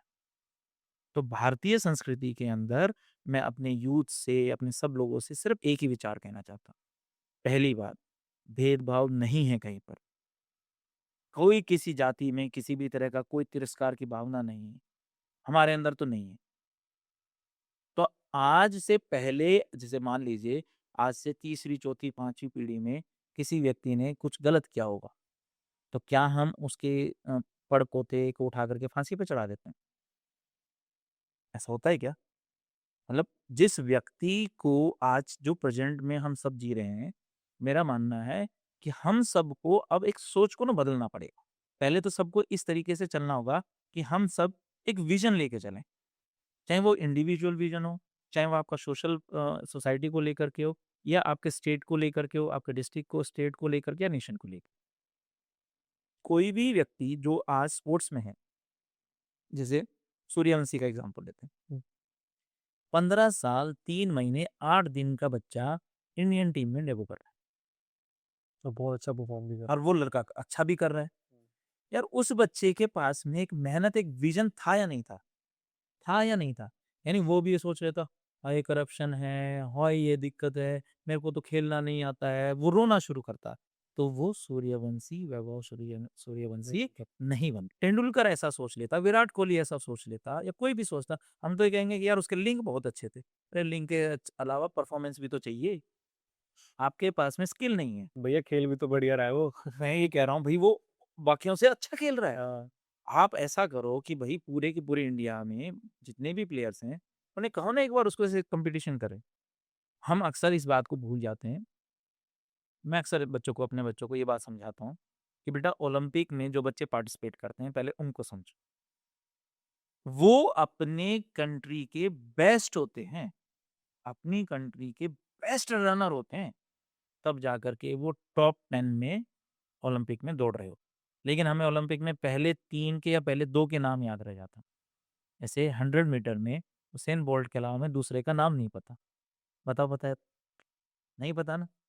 यानी एक का नाम का पता है जो फर्स्ट आया था जिसने गोल्ड मेडल लिया, बाकी 9 का नाम नहीं पता। लेकिन हमें अब ऐसा टाइम आ गया है जिसमें हमें इन 9 की भी रिस्पेक्ट करनी चाहिए। क्यों नहीं करनी चाहिए इन 9 की रिस्पेक्ट हमें? अरे भाई वो अपने देश के सबसे बेस्ट, फिर कुछ देशों का एक पूल बना वो उनमें बेस्ट। बेस्ट है ना वो? तो हम जब तक इस सोच में नहीं आगे बढ़े, हम क्या करते हैं, जिसके 98% मार्क्स आए, हम सिर्फ उसके ही बारे में सोचते हैं। जिसने नीट में एआईआर फर्स्ट रैंक लिया, हम उसके बारे में सोचते हैं। सोचते हैं ना हम उसके बारे में। तो जो लोग डिज़र्व करते हैं, उन लोगों को क्या आगे बढ़ाना नहीं चाहिए? एब्सोल्युटली बढ़ाना चाहिए। तो एक बच्चा जो बहुत गरीब परिवार से आया, मेरा मेरा सोचना क्या है बीइंग ए टीचर, मेरा अपना मानना है कि एक व्यक्ति जिसने कभी किसी की कोचिंग करे कि उसके पास पैसे ही नहीं थे। वो नहीं जा पाया किसी कोचिंग इंस्टीट्यूट में।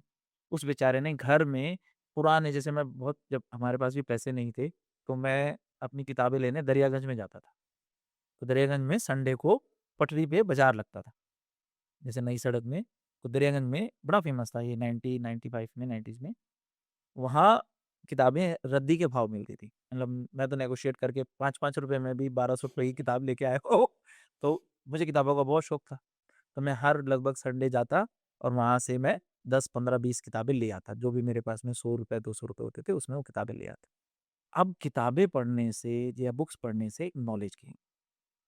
अब मुझे बताओ एक गरीब परिवार का बच्चा जिसके पास पैसा है ही नहीं, कहाँ से लाएगा वो? उसने किसी तरह से कबाड़ी से मिल-मुल करके या नई मान लीजिए ऐसे ही मतलब नई सड़क से कहीं से बहुत सस्ते में या किसी ने डोनेट कर दिया, वहाँ से उसने वो किताबें ले ली। अब वो दिन-रात पढ़ रहा है, उसका एआईआर 1 नहीं आया। लेकिन उसका जो भी रैंक आया, चाहे वो 150 रैंक आया, 1000 रैंक आया, 5000 रैंक आया, उसको गवर्नमेंट कॉलेज मिला। मैं कहता हूँ उस बच्चे को सम्मान देना चाहिए, उस बच्चे का मान-सम्मान सबसे ज़्यादा होना चाहिए क्योंकि उसने विषम परिस्थितियों में जाकर के उस चीज़ को अचीव किया। अरे जिसके पास घर में पहले से गाड़ी है, जिसके पास में एसी के रूम हैं, जिसके मम्मी-पापा भी पढ़े-लिखे हैं, जिसको कोचिंग 4-4 कोचिंग वाले लगे हुए हैं, अच्छे स्कूल में पढ़ता है, वो अगर रिज़ल्ट लेकर के आ रहा है और अब तो जैसे पीछे कंट्रोवर्सीज़ हुई, तो उसमें तो ये भी पता चला कि पेपर जो है वो उनको पहले से पता होता है, पहले से दे रहे यानी हैं। पेपर भी खरीदे जा रहे थे। पेपर तो अगर तो आप ही हमने पेपर खरीद लिए, देखिए इम्पॉसिबल है। निर्दोल मैं ये कहूँगा, या तो फिर वो एग्ज़ाम नहीं बनाया किसी ने भी, किसी भी एग्ज़ामिनेशन में 100 आउट ऑफ 100 आना इम्पॉसिबल है। ये बात मैं एज़ ए टीचर बोल रहा हूँ। अगर किसी भी जगह पर चाहे वो सीबीएसई का 10th और 12th का एग्ज़ाम हो, यानी आपने पेपर ठीक नहीं बनाया है, चाहे वो नीट का एग्ज़ाम हो, चाहे वो आईआईटी जेईई का एग्ज़ाम हो, चाहे वो सिविल सर्विसेज़ का एग्ज़ाम हो, अरे आपने ऐसा पेपर कैसे डिज़ाइन कर दिया कि कोई भी बच्चा 100 में से 100 दिए? इम्पॉसिबल है। तो नेक्स्ट टू पॉसिबल वाली चीज़। हाँ, तो आपने ऐसा क्या करना शुरू कर दिया? अब आपने देखो गलती क्या हुई है? अब 100 आउट ऑफ 100, 720 आउट ऑफ 720 की एक आपने प्रोसेस क्रिएट कर दी। इस प्रोसेस की वजह से जो बच्चे बेचारे मिडिल क्लास फैमिली से या लोअर मिडिल क्लास फैमिली से आ रहे थे, उनकी प्रोसेस बंद कर दिया। आप परफेक्शन की तरफ चले गए। परफेक्शन कौन अचीव करेगा? जो सब चीज़ों में परफेक्ट है, जो पैसे से परफेक्ट है, जो लिंक से परफेक्ट है, जिसका सब कुछ है। यानी आपने दूसरों के लिए तो ऑप्शन बंद कर दी। तो मैं तो जितने भी लोग जो एग्ज़ाम्स की प्लानिंग करते हैं या जो एग्ज़ाम्स को बनाते हैं, उनसे भी मेरी रिक्वेस्ट होगी कि आपका क्वेश्चन पेपर टफ होना चाहिए। तो सर ये फिर ये जो सिस्टम कर रहा है, जो मैं आपको पूछ रहा था ये जो चीज़ें हैं, तो ये नहीं लगता कि ये एक पार्ट ऑफ करप्शन ही है? हाँ, मैं बिल्कुल कहूँगा। देखिए करप्शन आप पहले समझिए करप्शन किस लेवल पर जो आपने शुरू में ही बात की, कि मैं हमेशा कहता हूँ कि करप्शन सिर्फ़ पैसे का नहीं होता है। करप्शन जो है वो एक टीचर जब अच्छा नहीं पढ़ा रहा है और वो चाह रहा है कि वो बच्चा जाके शाम को उसके कोचिंग वही बच्चा शाम को उसके कोचिंग इंस्टीट्यूट में आके उससे पढ़े और ज़्यादा फीस दे। क्या ये करप्शन नहीं है? डॉक्टर मरीज़ को जानता है कि सिर्फ़ इसको एक छोटी-सी पैरासिटामोल देने से ही फ़ायदा हो जाएगा।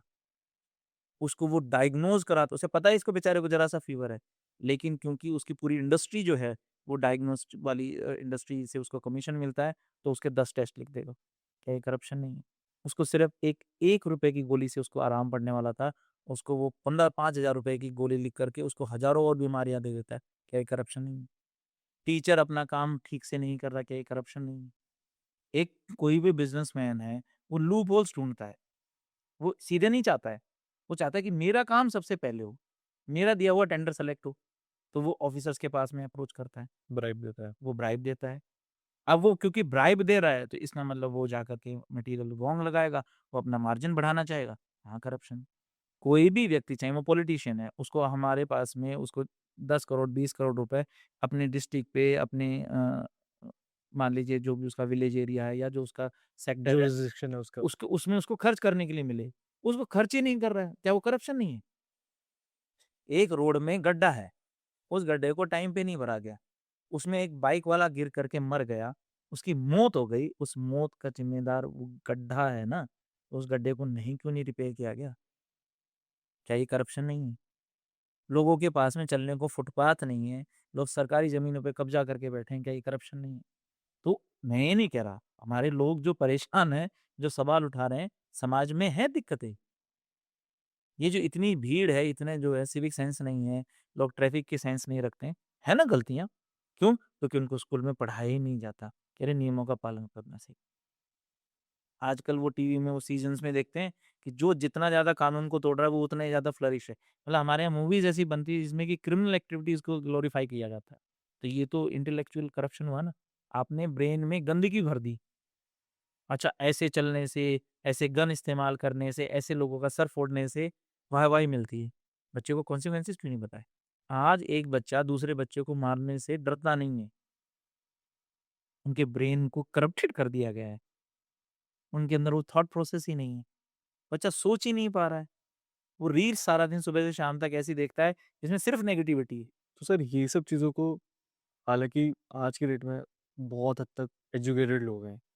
बच्चा अपना मुँह नहीं खोलता, उससे पहले उसके सामने 50 ऑप्शन होते हैं। माँ-बाप, मैं ये नहीं कह रहा माँ-बाप गलत कर रहे हैं या माँ-बाप कोई गलत चीज़ दे रहे हैं। हमारे टाइम में अगर हमें जो चीज़ें नहीं मिली और वो चीज़ हम अपनी औलाद को दें, उससे हर माँ-बाप ये सपना देखता है। बट ऐसी क्या चीज़ें हम अपनी आने वाली यूथ, क्योंकि बहुत लोग ये पॉडकास्ट देखते हैं और बहुत हद तक जो हमारी ऑडियंस है वो न्यू ऑडियंस है, यूथ है। उनको कैसे हम ये चीज़ समझाएँ कि एक एस्पिरेशन और एक विज़न में एक डिफ़रेंस है, गोल सेटिंग में एक डिफ़रेंस है। कैसे वो चीज़ें अपने जो गोल्स हैं, अब कोई भी एक बंदा है, मैं भी बहुत सारे बच्चों से मिलता हूँ, उनसे बातें करता हूँ, उनसे समझता हूँ क्या प्रोसेस आ रही है। सब लोग ये मेरे को बताते हैं कि एक तो टाइम मैनेजमेंट बहुत बड़ा इश्यू है। दूसरा, प्रोक्रास्टिनेशन बहुत बड़ा इश्यू है। मास्टरबेशन बहुत बड़ा इश्यू है। लोग एक अपना जो विज़न सोचते हैं, सर विज़न तो अब हम तो बहुत बड़ी बात कर रहे हैं उनके लिए। उनके लिए एक सिंगल डे में प्रॉपर्ली काम करना, फंक्शन करना और सारे अपने गोल्स मीट कर लेना, वो अपनी टू डू लिस्ट में, वो उनके लिए बहुत बड़ी अच्छा, अचीवमेंट है। बहुत नहीं, वो एक बहुत बड़ा चैलेंज है। वो बहुत बड़ा चैलेंज है। वो भी नहीं कर पाए, तो हम बात करें इंडिया की, हम बात करें जियोपॉलिटिकल लेवल की, हमें तो रूट कॉज़ ही बहुत सरफेस लेवल पे आके हमें करना पड़ेगा ना। विज़न तो तब हम मीट कर पाएँगे, क्योंकि आने वाले टाइम में कौन होंगे? यही जो 18-19 साल के जो लोग हैं, आने वाले टाइम में यही तो बनेंगे ना। आने वाली हमारी जो यूथ है, वही कन्वर्ट होगी, वही हमारी नेक्स्ट पीढ़ी बनेगी। बिल्कुल। और नेक्स्ट पीढ़ी को हम क्या एग्ज़ाम्पल देंगे? उनको देखिए, क्या अब इस पे ना सेट कर पाएँगे? मतलब मैं साफ मानता हूँ। एक्चुअल में ये सारा ना इंटरैक्टिव कंट्रीब्यूटरी इफ़ेक्ट होता है। अच्छा, जैसे जैसे अब आपकी बॉडी जो है वो एक्चुअल में बनी किससे है? 5 तत्वों से।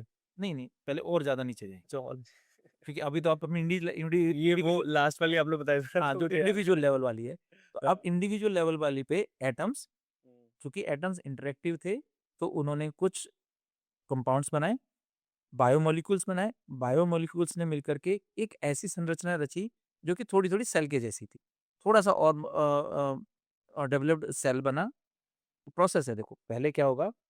पहले मृदुल और परम मिलकर के इंटरेक्शन कर रहे हैं। वो अपने विचारों का आदान-प्रदान कर रहे हैं। मेरे पास में होश है, यानी मेरे पास में थॉट प्रोसेस है।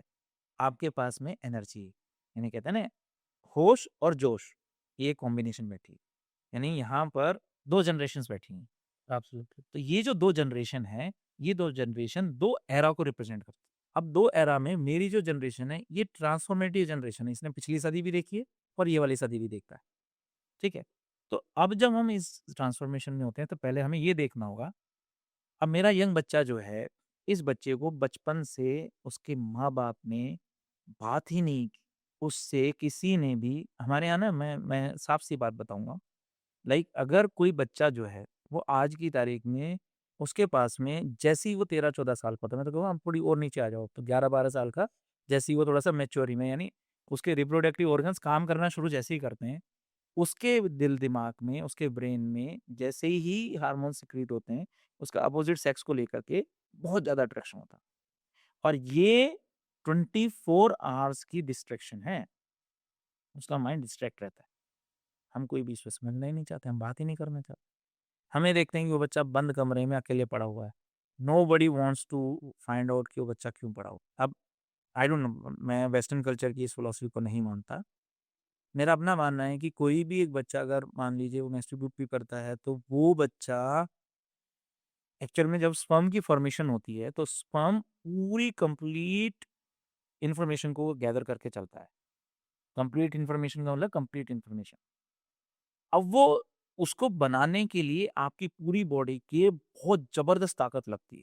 तो जब ये इस चीज़ को अननेसेसरी इस तरीके से डिस्ट्रैक्ट में, उनकी बॉडी में वीकनेस आना प्रभावशाली, दिमाग डेड होता है। क्योंकि कुछ हिस्सा ब्रेन का जाएगा, कुछ हिस्सा मसल्स का जाएगा, कुछ ऑर्गन्स का जाएगा, इन्फॉर्मेशन जाएगी। अब इन्फॉर्मेशन आती कैसे है? देखिए, मैंने जैसे कहा एटम से, तो वो ज़्यादा में लेंगे। जैसे आप इंटेलेक्चुअल लेवल पे जाओगे तो एक पिरामिड बनता है। तो जो टॉप मोस्ट पोज़ीशन पर बना हुआ जो आपका वो जो स्पर्म है या ओवा है, ये इतने सारी चीज़ों का कंट्रीब्यूशन की साइकिल से बना हुआ चीज़, ये एंड रिजल्ट है। ये एंड रिजल्ट है, ये एंड आउटकम है। अब एंड आउटकम को ये बच्चा दिन में 2 बार, 3 बार, 4 बार जो भी उस बेचारे की कैपेसिटी है, ये उसको डिस्चार्ज करता है। मेडिकल टर्म्स में if I am saying this thing तो लोगों को ये समझना होगा, हमारे यहाँ पर ना ब्रह्मचर्य की रही है प्रक्रिया, और मैं चाहता हूँ कि एजुकेशन सिस्टम में ये चीज़ आगे आए। आई डोंट बिलीव, मतलब मैं, this is my personal opinion, कि बच्चों को कोएड में पढ़ाओ वो, लेकिन बेस्ट सिस्टम क्या है कि गाँव में पहले गुरुकुल होते थे जिसमें कि लड़कों के लिए गुरुकुल अलग होता था, लड़कियों के लिए गुरुकुल अलग होता था। लड़कों के लिए 21 साल से 25 साल तक का ब्रह्मचर्य मैंडेटरी होता था। लड़कियों के लिए 16 टू 18 ईयर का जो ब्रह्मचर्य है वो मैंडेटरी होता था। Now till the time period 5 साल से, यानी अब आप संस्कार उन्हें दे रहे हैं, आप उनसे इन बातों को बता रहे हो कि बेटा देखो ये चीज़ ऐसे नहीं ऐसे होनी चाहिए, ये चीज़ ऐसे नहीं ऐसे नहीं। आप उसके कॉन्सिक्वेंसेस उन्हें बता रहे हो। सो व्हेन द मोमेंट, अब ये बच्चा क्या कर रहा है, सारा दिन गंदी चीज़ें देखता है, सोशल मीडिया पर देखता है, वेब सीरीज़ देखता है, कुछ भी देखता है। जब ये सारी चीज़ें गलत देखता है, और मैंने कहा नेगेटिविटी में बहुत ताकत होती है। बहुत जल्दी पुल कर लेता है वो आप।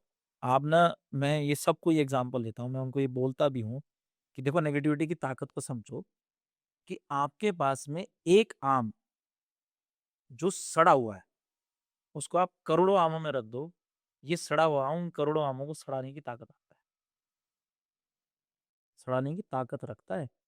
लेकिन वो करोड़ों अच्छे आम मिल करके अपने कंबाइंड एफर्ट से इस सड़े हुए आम को अच्छा नहीं कर सकता, नहीं कर सकता। ये पावर है नेगेटिविटी। नेगेटिविटी में ये बात, इट कंपाउंड्स। यस। और इसके पास में क्या है, if somebody with negative thoughts, ये ना बहुत तेजी से इन अनकंट्रोलेबल, एक तरह से, अब न्यूक्लियर फिजन की बात करें या न्यूक्लियर फ्यूजन की बात करें, दोनों ही रेडियो एक्टिव रिएक्शन जो है वो अनकंट्रोलेबल है। ये तो हम न्यूक्लियर फिजन को न्यूक्लियर रिएक्टर्स में कंट्रोल करके हम लोग इलेक्ट्रिसिटी प्रोड्यूस करते हैं, वहां पर भी एक प्रोसेस सेम यही है कि आप न्यूरॉन्स हैं, मतलब आपके पास में जो न्यूट्रॉन्स हैं, जो एक्स्ट्रा न्यूट्रॉन्स हैं, जो जाकर के यूरेनियम 235 को जाकर के हिट करते हैं, आप क्या करते हो, उन एक्स्ट्रा 2 न्यूट्रॉन को कंज्यूम कर लेते, एब्जॉर्ब कर लेते। हमने यहाँ भी यही करना है। नेगेटिव थॉट्स, ये नेगेटिव विचार, जैसे ही बात आप बाहर आई, आप उसमें से बाकी के जो नेगेटिव थॉट्स हैं उनको एब्जॉर्ब कर लो। क्योंकि ये जब स्प्रेड होंगे, जैसे चाहे हमारे यहाँ जितने भी लोग आए, या कोई धरना प्रदर्शन करते हैं, आंदोलन करते हैं, वो क्या करते हैं? वो सोशल मीडिया की मदद से या रील की मदद से वो नेगेटिव थॉट्स को प्रोपेगेट करते हैं, और ये नेगेटिव थॉट बहुत तेज़ी से फैलती है। अच्छा, लोग बिना दिमाग लगाए, बिना समझ के ऐसी बातें करना, उसकी चर्चा करना शुरू कर देते हैं। ये चर्चाएँ आगे जाती हैं, और जब ये चर्चाएँ आगे जाती है, तो वहाँ यूथ का जो माइंड है वो डिस्ट्रैक्ट होता है, वो डिस्टर्ब होता है। अब एक बच्चा है, वो 12th क्लास का है, उसको उस वक़्त सिर्फ़ पढ़ाई के ऊपर ध्यान देना चाहिए, अपने करियर पे दिमाग लगाना चाहिए। अगर उसने उन 5 सालों में मेहनत कर ली, वो ज़िंदगी भर जो है वो एक अच्छी लग्ज़रियस लाइफ़ जिएगा। भई वो आईएएस बन जाए, आईपीएस बन जाए, आईआईटी में एग्ज़ाम, नीट में उसका सिलेक्शन हो जाए, कोई भी एग्ज़ाम हो, किसी भी तरह का एग्ज़ाम हो, वो हायर पोस्ट पर जाएगा। क्यों? उसकी 5 साल की जो मेहनत है, वो तो ये रंग लाएगी, ये तपस्या रंग। अब हमारा बच्चा 17 साल से लेकर के 22 साल का जो उसका डायमंड पीरियड है, इस डायमंड पीरियड में उसको फ्रेंड चाहिए, लड़की है तो उसको बॉयफ्रेंड चाहिए, बॉयफ्रेंड मतलब लड़का है तो उसको गर्लफ्रेंड चाहिए। क्योंकि रील्स ने, सोशल मीडिया ने इस बच्चे को बताया कि यही है जो कुछ है। लेकिन यही अगर जो कुछ है, तो आज हमारे मम्मी-पापा जो हैं वो साथ रहते हैं, रहते हैं। उसके बाद ज़िम्मेदारियाँ आ जाती हैं। कितनी भयंकर लाइफ़ होती है, कितनी मुश्किल से बच्चे पलते हैं, सही बात। पलते हैं। तो जब ज़िम्मेदारी आती है या वो पर्सन जब आगे की तरफ बढ़ता है, तो बढ़ने के बाद में वो ये चीज़ें देख क्यों नहीं पा रहे हैं इस चीज़ को? अगर यही बच्चे हमारे 12th क्लास में आकर के मेहनत करें, दिल से मेहनत करें, और ये अपना उस मुकाम को, उस विज़न को पा लें, तो क्या ज़िंदगी भर के लिए ये सक्सेसफुल होंगे कि नहीं होंगे? एब्सोल्युटली। होंगे। अब यही बच्चे ड्रग्स में चले जाएँ, ये बच्चे गंदी आदतों में चले जाएँ, अल्कोहल पीना सीख लें, सिगरेट पीना सीख लें, लड़का-लड़की जो भी हैं इनके फ्रेंडशिप्स में इसमें चले जाएँ, इसके बाद इनके पास में रास्ता क्या है? खराब है फिर। डेड है। दे डोंट हैव एनी वे, एक डेड एंड है इनके पास। डेड एंड है। सेम चीज़ यही मैं समझाना चाह रहा हूँ जो आज की तारीख में भारतीय नागरिक जितने भी लोग 2047 का विजन लेके चल रहे हैं, वो मेहनती बच्चे हैं जो चाहते हैं कि 2047 में हमारा भारत डेवलप्ड हो जाए। तो सबको अपना कंट्रीब्यूशन देना यस, और यहाँ पर वो बच्चे जो धरना प्रदर्शन कर रहे हैं या जो भारत के या राष्ट्र के खिलाफ किसी भी तरह की एक्टिविटी में लिप्त हैं, ये वो बच्चे हैं जो हर दिन अपना कुछ ना कुछ बुरा कर रहे हैं। यानी आपके पास में 2 कैटेगरीज ऑफ स्टूडेंट हैं। Those who are preparing with hard work, with smart thinking, with their all efforts, वो सब के सब तप रहे हैं। क्योंकि वो तप रहे हैं, इसलिए आज वो कामयाब हैं। इसलिए वो आज अच्छे ऑफिसर्स हैं। आज अच्छा जो ये बच्चा अच्छे आप समझिएगा, ये बच्चा जब आने वाले वक़्त में कोई भी ब्यूरोक्रेसी में एक अच्छा अफ़सर बनेगा या एक जज बनेगा, ये कोशिश करेगा कि ये देश के लिए कुछ काम करे। ये अपने घर बनाने के लिए नहीं करेगा। The same thing is happening in our country also. People मैं कहता हूँ क्वेश्चन करो, लेकिन किसने क्वेश्चनिंग सही तो करो। एक आदमी है, आपको पता है कि वो आदमी आपके देश के लिए मेहनत कर रहा है। जैसे अमरनाथ जी घर परिवार में हमारे पापा हैं। अब पापा हमारे जो हैं वो डेली सुबह जाते हैं, वो अच्छे से कमा के आते हैं और घर परिवार में, घर बनाने में, गाड़ी लाने में मेहनत करते हैं। हमें पता है ये इंसान घर के लिए अच्छा सोच रहा है। अब मैं रोज़ सुबह जाकर के अपने पापा की स्पीड खराब करूँ। वो बेचारे घर के लिए निकले, मैं उनका टायर पंचर कर दूँ। वो खाना खाएँ, मैं उनके खाने में ज़्यादा नमक मिला दूँ। मैं उनको डेली सुबह से शाम तक तंग करूँ। वहाँ काम पे जा रहे हैं, वहाँ मैं रॉन्ग मैसेजेस करूँ। क्या ये सही? आप क्या कर रहे हो? आप अपने ही पैरों पे कुल्हाड़ी मार रहे हो। आपके लिए जो अच्छा हो सकता है, आप उससे अपने आप को वंचित रखना चाहते हो। आप ये चाहते हो कि आपके पापा या आपके घर परिवार का वो लीडर या वो आपके समाज का व्यक्ति जो वाक़ई में आपके उस गाँव को, उस समाज को आगे बढ़ाना चाहता है, आप उसके काम में बाधा बनते हो। तो काम में बाधा क्यों बन रहे हो? अगर वो गलत करे अगर वो गलत करे, तो उसमें रुकावट डालो ना। भई आपको एक जगह से ये दिख रहा है कि हमें ये समझ में आया कि एक सीधा रास्ता जो है वो बनाने से जैसे हम एक मूवी भी बनी है ना हमारी वो अ, बिहार के वो थे जिन्होंने अपनी मांझी। मांझी जो अपनी पत्नी के लिए उन्होंने पूरे पहाड़ को काट दिया था। अब वैसे गाँव से शहर को जाने के लिए जो रास्ता था वो 10 किलोमीटर का था। पहाड़ को काटने से वो रास्ता 2 किलोमीटर का हो गया, यानी 8 किलोमीटर कम हो गई। अब जो व्यक्ति ये सोच करके चला कि भई मैं आप लोगों का रास्ता आसान कर दूँगा, क्या उसको बाधाएँ नहीं पैदा की गई? गाँव के बहुत सारे लोग थे, जिन्होंने उसके खिलाफ एफआईआर कराई। बहुत से ऐसे लोग थे जो उसका कभी हथौड़ा चोरी कर लेते थे या कभी उसको पागल बताते थे। हुआ ना? लेकिन वो अपनी विज़न पर टिका रहा। क्योंकि वो व्यक्ति अपने विज़न पे टिका रहा, तो उसके बाद जब एंड आउटकम्स आए, तो उन आउटकम्स की मदद से सबने ये देखा कि उनका जो रास्ता था, वो रास्ता वाक़ई में सक्सेसफुल। सर यूथ के लिए अगर हमें चाहें कि ये जो रैट ट्रैप है, जो बेसिकली एक ट्रैप है जिसमें लोग फँसे हुए हैं और बहुत सारे पेरेंट्स भी देख रहे होंगे, वो भी चाहते हैं कि उनके बच्चे इन गलत चीज़ों में ना पड़ें। क्योंकि सर ये रील्स ने और कंटेंट ने और ये पूरा एक मीडिया लेवल पे जो चीज़ें चल रही है ना, चाहे वो वेब सीरीज़ हो, चाहे वो आजकल की जो मूवीज़ बन रही है वो हो, उन्होंने सब चीज़ों को ना बहुत हद तक नॉर्मलाइज़ कर दिया है। मैं ये नहीं कह रहा कि एक लड़का-लड़की दोस्त नहीं हो सकते या फिर ये जो रिलेशनशिप है नहीं है या आप ये तो बहुत सपोर्टिव है क्योंकि आज की डेट में लड़कों को एक्चुअली पता तो चल रहा है कि एक लड़की के साथ कैसा व्यवहार करना चाहिए। कल को यही लड़की तुम्हारी शायद वाइफ बनेगी, आने वाले टाइम में तुम एक पार्टनर बनोगे, तुम आगे जाके एक फैमिली बनाओगे, तो लोगों को पता होना चाहिए कि भाई how to treat a woman, it is very important. लोगों को ये भी नहीं पता है कि एक बेसिक चिवल्री क्या होती है, एक बेसिक एटिकेट्स क्या होते हैं, एक बेसिक मोरल्स क्या है, कैसे आपको बिहेव करना चाहिए। ये तो मैं मान रहा हूँ बहुत अच्छी चीज़ें वो हो रही हैं। बट मेरे को ऐसी 3 चीज़ें ज़रा बताओ, जिससे ये आने वाले टाइम में जो यूथ है, वो अपनी पाथ से, वो अपने विज़न से डगमगाए ना, उस पे स्टिक करें और ये 3 चीज़ों को करने के बाद एक्चुअली में it will be possible and I am 100% sure कि ये हो पाएगा कि वो गोल को भी अचीव कर पाएँ। यस। वो क्या 3 चीज़ें होंगी? मतलब सबसे पहली चीज़ जो है वो मैं सभी पेरेंट्स से भी ये मैं कहता हूँ और मैं बच्चों से भी बात करता हूँ। मैं उन्हें बोलता हूँ कि देखो पहली चीज़ जो सबसे है वो है respect. Now respect for yourself and respect for others. So what kind of behaviour you want for you, आप अपने लिए जो बिहेवियर चाहते हैं, एग्जैक्टली सेम बिहेवियर आपको सामने वाले के साथ करना चाहिए।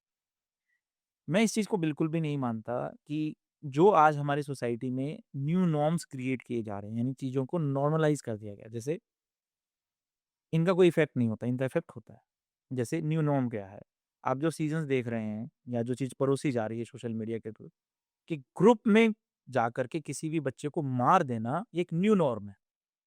एंड स्टूडेंट्स आर थिंकिंग कि ऐसे पीट देना या किसी को मार देना, इससे कुछ भी हासिल नहीं होता। ज़िंदगियाँ और परिवार बर्बाद हो जाते। तो हमें ये हमारा फ़र्ज़ है। मैं ये पॉडकास्ट क्यों स्टार्ट कर रहा हूँ मिथुल आपके साथ में? बिकॉज़ आई फाउंड कि लोग कुछ भी आके बोल के जा रहे हैं। दे don't have the knowledge, they don't have the right thinking about it. वो कुछ भी परोस रहे हैं और वो कुछ भी परोसने में अब हमारा भी तो फ़र्ज़ बनता है, यदि हम कुछ सही सोच रहे हैं और हम लॉजिकल और साइंटिफिकली हम उस चीज़ को लोगों को तक बता सकते हैं, तो why shouldn't we discuss this thing? अब जैसे गलत करने वाले लोग अपनी रील्स बना करके उसको अपलोड कर रहे हैं। वहीं पर जो व्यक्ति अच्छा कर रहा है, जैसे मान लीजिए मैं आपको एक छोटा-सा एग्ज़ाम्पल देता हूँ। मैं अपने गाँव में एक कोशिश करता हूँ कि जो गरीब बच्चे हैं उनको मैं स्टेशनरी देता हूँ या जो बच्चे खेल रहे हैं उनको मैं कहीं न कहीं थोड़ी-सी कुछ अपना कंट्रीब्यूशन देता हूँ कि चाहे मेरे से जितना भी हो पाता है, whatever be the amount I have with me, तो मैं उससे उनके लिए कोई भी स्पोर्ट्स के इक्विपमेंट या उनको जो भी ज़रूरत पड़ती है उसमें कुछ ना कुछ कंट्रीब्यूट करता हूँ, ठीक है? तो मैं उनकी पिक्स या वीडियोज़ जो हैं वो सोशल मीडिया पर या कहीं पर भी डाल। तो मुझे कुछ लोगों ने कहा, कि "सर आप ये दान करते हो या कुछ अच्छा काम करते हो, इसे बताने की क्या ज़रूरत है?" मैंने कहा, "यार, नेगेटिविटी जब लोग कर रहे हैं, मार रहे हैं, काट रहे हैं, वो सोशल मीडिया पर जा रहे हैं, जो गलत कर रहे हैं वो सोशल मीडिया पर जा रहे हैं, जो बता रहे हैं कि लड़कियों के साथ में ऐसा बिहेवियर करो, पीटो, मारो, काटो या लड़कों के साथ ऐसा बिहेवियर करो। आप नेगेटिविटी जा रही है तो नेगेटिविटी स्प्रेड हो रही है। If you are doing something good why shouldn't you put it on social media? अरे उसको भी तो स्प्रेड करो। एटलीस्ट हो सकता है कोई ना कोई दूसरा बच्चा भी तो इंस्पायर होगा कि अच्छा परम सर ऐसा कर रहे हैं तो मैं क्यों ना करूँ। परम सर अगर गरीब बच्चों को पढ़ा रहे हैं तो क्यों ना हम भी गरीब बच्चों को पढ़ाएं। अगर वो अपनी ज़िंदगी में कुछ बच्चों को फाइनेंशियली सपोर्ट कर रहे हैं तो क्यों ना हम भी करें। तो मेरा अपना मानना ये है कि पहली चीज़ जो मैं बच्चों को और पेरेंट्स को दिखाना चाहता है, पेरेंट्स को अपने बच्चों के साथ वक्त बिताना चाहिए। सॉरी, आज जो भी बच्चे ऐसा कर पा रहे हैं, ये वो बच्चे हैं जो अपने पेरेंट्स से दूर जा चुके हैं। कोई उनमें कोऑर्डिनेशन नहीं है, नहीं है, जो बात कोई बातचीत नहीं है, क्योंकि उनके लिए उनके माता-पिता जो हैं वो रोल मॉडल नहीं है। रोल मॉडल क्यों नहीं है? क्योंकि हर परिवार में माता-पिता और बच्चों के बीच में बातचीत नहीं होती। Is a huge gap. It's a huge gap. मतलब huge gap means both of them are working, both of them are just just running behind the money and they don't have the time for their kids at all. ये पहली चीज़ है जो सबसे बड़ी मैं कमी महसूस करता हूँ। Now the second thing is that now Mridul, if like let's say मैं if I'm talking about my generation, मेरी जनरेशन के अंदर क्या हुआ? मेरी जनरेशन में मेरे पास में गाड़ी नहीं थी, मेरे पास में अपना खुद का घर नहीं था, मेरे पास में फैसिलिटीज़ नहीं थी, मेरे पास कोई लग्ज़री नहीं थी, मेरे पास किसी तरह का बाहर घूमने के लिए कोई भी ऐसा कुछ फंड नहीं है, पैसा नहीं। क्योंकि मेरे पास में कमियाँ बहुत ज़्यादा थी, तो मेरे पास में विज़न भी बहुत ज़्यादा थी, कि मेरे पास अपना खुद का घर होगा, गुड़गाँव जैसी सिटी में होगा, मेरे पास अपनी गाड़ी होगी, मेरे पास में जैसे मैं जानता हूँ मैं ₹25 की शर्ट पहनता था, वो भी चांदनी चौक से ला कर के। हाँ, ऐसे ना ₹25 में शर्ट मिलती थी, व्हाइट शर्ट मिलती थी, तो वो ₹25 की शर्ट जब मैं लेके आता था ना, तो मेरे मन में एक ख़्याल था कि मैं एक दिन मैं भी ना एक महँगी वाली शर्ट पहनूँगा। तो आज ईश्वर ने मुझे इस लायक बनाया कि आज मैं एक अच्छे ब्रांड की, एक अच्छी कॉस्ट वाली 4-5 हज़ार रुपए की एक शर्ट पहन सकता हूँ। तो ये उस सोच से यानी ₹25 से कोई आदमी अगर आज 5,000 पर पहुँचा है, तो उसने मेहनत तो की होगी ना।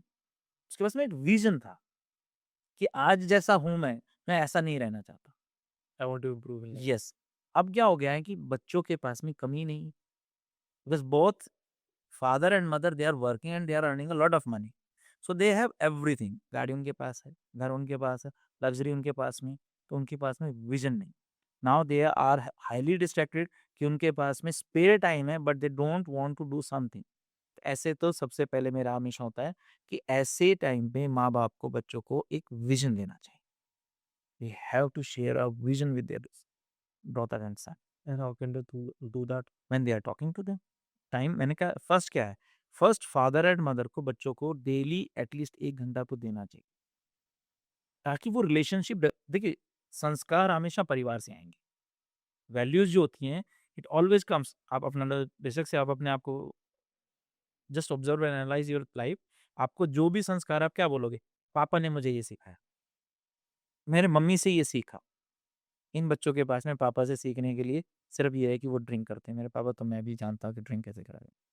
मेरी मम्मी जो है पार्टीज़ में जाती हैं तो मुझे ये पता है कि ऐसे फ्री रहना चाहिए रात पे। मतलब आप सोचिएगा, हमें एक एग्ज़ाम्पल सेट करना है। व्हेन वी आर सेइंग कि बच्चा उस एज में एक रोल मॉडल ढूँढ रहा है, तो हमने क्या उसको राइट टाइम पे वो रोल मॉडल दिया क्या उस बच्चे को? नहीं दे पाए ना। तो पहली चीज़ जो है वो ये कि फादर एंड मदर को, फैमिलीज़ को अब अपने साथ में इकट्ठे टाइम स्पेंड, वो वाला टाइम नहीं कि आप खाना खा रहे हो and 4 of you are and everybody is just busy in their mobiles. TV चल रहा है आगे, सब अपने-अपने मोबाइल, नहीं, हटा दीजिए ना इस मोबाइल को, सोशल मीडिया को अपनी ज़िंदगी से। 1 घंटे के लिए तो हटा सकते हो। बात करो एक-दूसरे से, अच्छा बेटा आप बताओ क्या चल रहा है? उससे पूछो तो सही कि वो किस चीज़ से जा रहा है। उससे उसके दिन में उसको एप्रिशिएट तो करो कि बेटा अरे वाह! ऐसा किया तूने? माँ-बाप को पता ही नहीं उसके बच्चे ने क्या अचीव किया, क्या दुःख से गया, क्या उसका हार्ट ब्रेक हुआ। इ they don't know anything about it. हमारे बच्चों में मैं जो सबसे ज़्यादा महसूस करता हूँ वो ये कि उनके रात के सोने का कोई टाइम नहीं है, ना उनके सुबह उठने का कोई। आज के मेरे बच्चों को मैं हमेशा एक बात बताता हूँ कि आप अपनी ज़िंदगी में सुबह उठ कर के अपने बिस्तर की चद्दर की तह लगा दो, सूरज उगने से पहले उठ जाओ। आप लाइफ में जो चाहोगे वो पालो। धीरूभाई अंबानी के बच्चे के पास में असीम मेहनत से की हुई जमा पूंजी थी और 2 बेटे। एक बेटा आज भी 24 घंटे में से 22 घंटे, 21 घंटे काम करता है, दूसरा बेटा नहीं करता। तो मुकेश अंबानी में और अनिल अंबानी में क्या फ़र्क नहीं नज़र आ रहा किसी को? Do you realize some difference in those? तो उस वो भी ये सोच लेता कि मेरे तो पिता ने इतना कमाया था, अब मुझे मेहनत करने की क्या ज़रूरत है? तो क्या वो मुकेश अंबानी बन पाता? वो आज भी नए वेंचर खोज रहा है। आज भी वो मेहनत करता है। वो आज भी अपनी अलग-अलग हर जगह पर विज़िट करता है। क्यों? Why? Just give it a देखिए, बच्चे के दिमाग में धीरूभाई अंबानी ने और उनकी माताश्री ने बचपन में ही ये बीज बो दिया, ये संस्कार दे दिया। दूसरे ने नहीं सुना, तो एक्सेप्टेंस नहीं थी ना। तो बच्चों के पास में second thing is required which is the discipline. Because अगर डिसिप्लिन होगा तो टाइम मैनेजमेंट अपने आप ठीक हो जाएगी। हुँ। भई आपने डिसिप्लिन रखा, आपने आप सोशल एक्टिविटीज़ जो आपकी फिज़िकल एक्टिविटीज़ उसमें इन्वॉल्व, मैं तो ये कहता हूँ हर बच्चे को किसी न किसी एक गेम में जाना चाहिए। एक स्पोर्ट्स होना चाहिए। एक स्पोर्ट्स पक्का होना चाहिए। अगर बच्चा स्पोर्ट्स में है ना, तो उसमें डिसिप्लिन आएगा ही। अब बच्चा गुड़गाँव जैसी सिटी में है, ये टायर 1 सिटी। मैं ये कहता हूँ बच्चे को ना एक बार के लिए गाँव या थोड़ा-सा जो हमारा रूरल इंडिया उधर पे विज़िट कराओ। उसको ना थोड़ी-सी गरीबी समझ में आनी चाहिए कि देखो ये भी हालत है जिसमें बच्चा जीता है। ये भी लोग हैं जो जिस तरीके वो से जी। केज से निकाल के बाहर डालो। उसको एक्सपोज़र देना जैसे एक्सपोज़र दो। अब आप ये देखो ना, सिद्धार्थ जो है वो गौतम बुद्ध कब बने? सिद्धार्थ जो है वो राजा के पुत्र होकर के सारी लग्ज़री में जी रहे थे। एक दिन वो सिर्फ़ ये देखते हैं कि एक अर्थी जा रही है और लोग आखिरी में मर जाएँगे। उनका सत्य से सामना होता। और जिस दिन सत्य, क्योंकि वो व्यक्ति जिसने कभी ये देखा ही नहीं था कि मृत्यु भी कोई चीज़ होती है, वो जब बच्चा ये किशोरावस्था में देखता है कि अरे! ऐसा भी होगा क्या? This is called the consequences learning. Consequence learning एक सबसे बड़ी चीज़ है। जैसे आज बच्चे को ये तो बता दिया कि तुम 4 लोग, 6 लोग, 8 लोग जा करके किसी भी एक बच्चे को मार सकते हो, बुली कर सकते हो। उसे बुली कर सकते हो। लेकिन उसके जो लॉ में जो उसके कॉन्सिक्वेंसेस हैं, जो जेल होती है, जो उसके बाद में सज़ा होती है, हमें वो भी समझाना चाहिए। मैं तो कहता हूँ बच्चों को ना एक बार के लिए जेल का जो है ना वो विज़िट जो है, वो भी करवाना चाहिए। बहुत से सारे लोग तो लॉरेंस बिश्नोई और ऐसे जो हाँ, मतलब लोग अब आप हैं, सोचो, लोगों को आइडल मानते हैं। मतलब आप आइडियल, मैं कह रहा हूँ यही तो है, आज की यूथ जो है वो ये देखती है कि लॉरेंस, अरे मैं तो कहता हूँ सरकार ने लॉरेंस बिश्नोई बनाया है।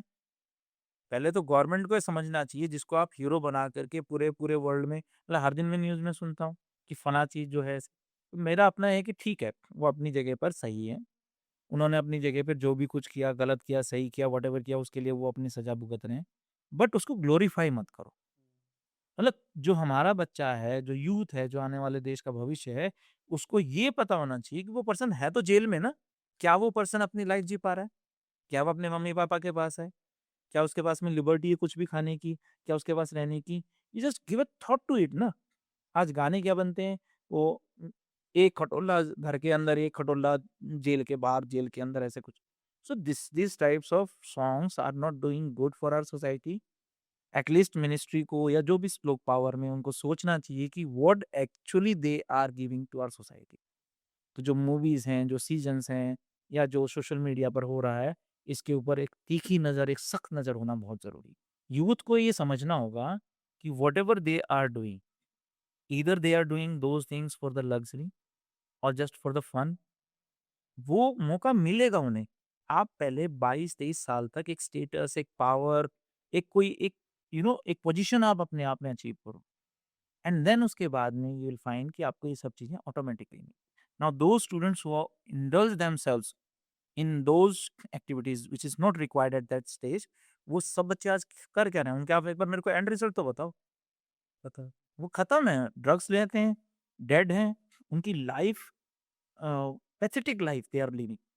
स्ट्रेस तब सर उनका जितने भी डिप्रेशन में क्यों है वो? डिप्रेशन है जो ये बहुत बड़ा एक्चुअली ना लोग इसको एड्रेस नहीं करते हैं मेंटल अवेयरनेस नहीं है लोग आजकल डिप्रेशन के बारे में अब तो बहुत हद तक ये चीज़ें बाहर आ रही हैं जब यस, सेलिब्रिटीज़ के साथ ये सब चीज़ें हो रही हैं डिप्रेशन हो रहा है लोग बीमार पड़ रहे हैं सुसाइड कर रहे हैं बहुत तरह तरह की चीज़ें हम न्यूज़ में सुन रहे हैं तो ये हो इसलिए रहा है कि हमने अपने आप को समाज से ना एक आइसोलेट जोन में डाल दिया यस, हम बहुत सारे लोगों से मिलता हूँ मेरे बहुत सारे फ्रेंड्स हैं उनके साथ जब मैं बाहर जाता हूँ उनसे बात करता हूँ सब में ना सर एक चीज़ बहुत कॉमन हो गई है और ये चीज़ मुझे लगता है ये कंटेंट कंज़्यूम करके लोगों से मिलके नहीं, उनको चीज़ें देख के ये वेब सीरीज़ के थ्रू और मूवीज़ के थ्रू ये दिमाग में आ रहा है कि nuclearism is the new word, new norm, new norm and it is new fashion also. Yes, कि हमारे टाइम पे ये होता था जब हम बच्चे थे तो हम जॉइंट फैमिली में चाचा जी, ताऊ जी सब सब सब एक साथ रहा करते थे and there was a joint family. आजकल के माँ-बाप भी ज़्यादातर न्यूक्लियरिज़्म की तरफ जा रहे हैं and they are segregating their children from their own cousins. जब वो मिलते हैं तब थोड़ा बहुत एन्जॉय कर पाते हैं। हमारा तो पूरा बचपन ही वैसे निकला उनके साथ ही। बिल्कुल, हमारा तो कोई ये कॉन्सेप्ट ही नहीं है कि फर्स्ट कज़िन क्या होता है, सेकंड कज़िन क्या होता है, थर्ड कज़िन क्या होता है। अरे भाई है तो भाई है, बहन है तो बहन है।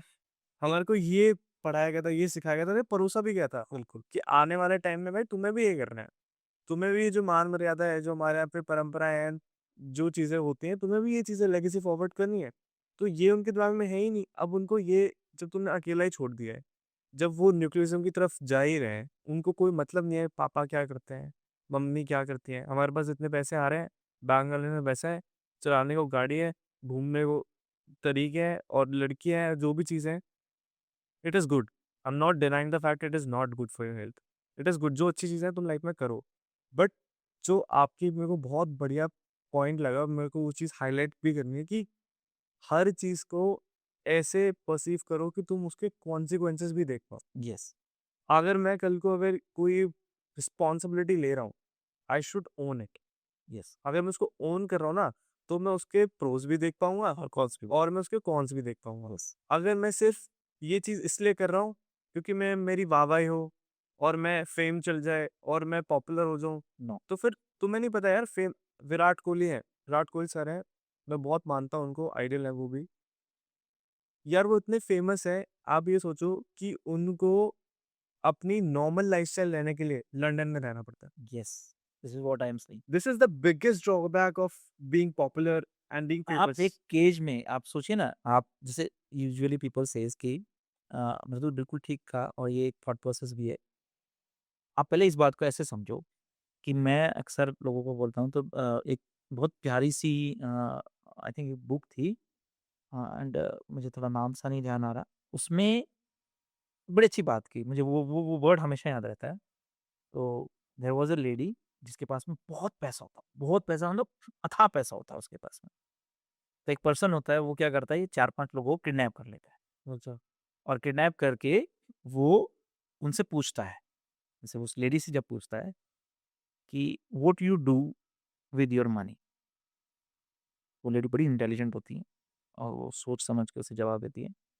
कहती है I buy distance with my money. Okay, it's very deep. Yeah the moment I heard this, मैंने जैसे ही वो सेंटेंस पढ़ा, मतलब आप मानोगे नहीं, मैं मतलब एक मेरी थॉट प्रोसेस चल पड़ी उस वक्त। एंड आप सोचो, उसने बोला, फिर उसने कहा, can you please elaborate it? तो उसने बोला, आप जितने भी अमीर लोग हैं, एक बार उनकी जर्नी देखो, वो हमेशा उस रेस्टोरेंट में जाएंगे जहां पर कि आम पब्लिक नहीं हो। वो एयरपोर्ट पे उस रास्ते से जाएंगे जहां पर कि आम पब्लिक या भीड़ नहीं हो, आइसोलेशन हो। वो चार्टर्ड प्लेन में यात्रा करेंगे ताकि, बिकॉज वो लोगों को पसंद नहीं करते। वो मूवी में भी जाएंगे तो वो वहां जाएंगे जहां पर कि सिर्फ उनके लिए सीट हो।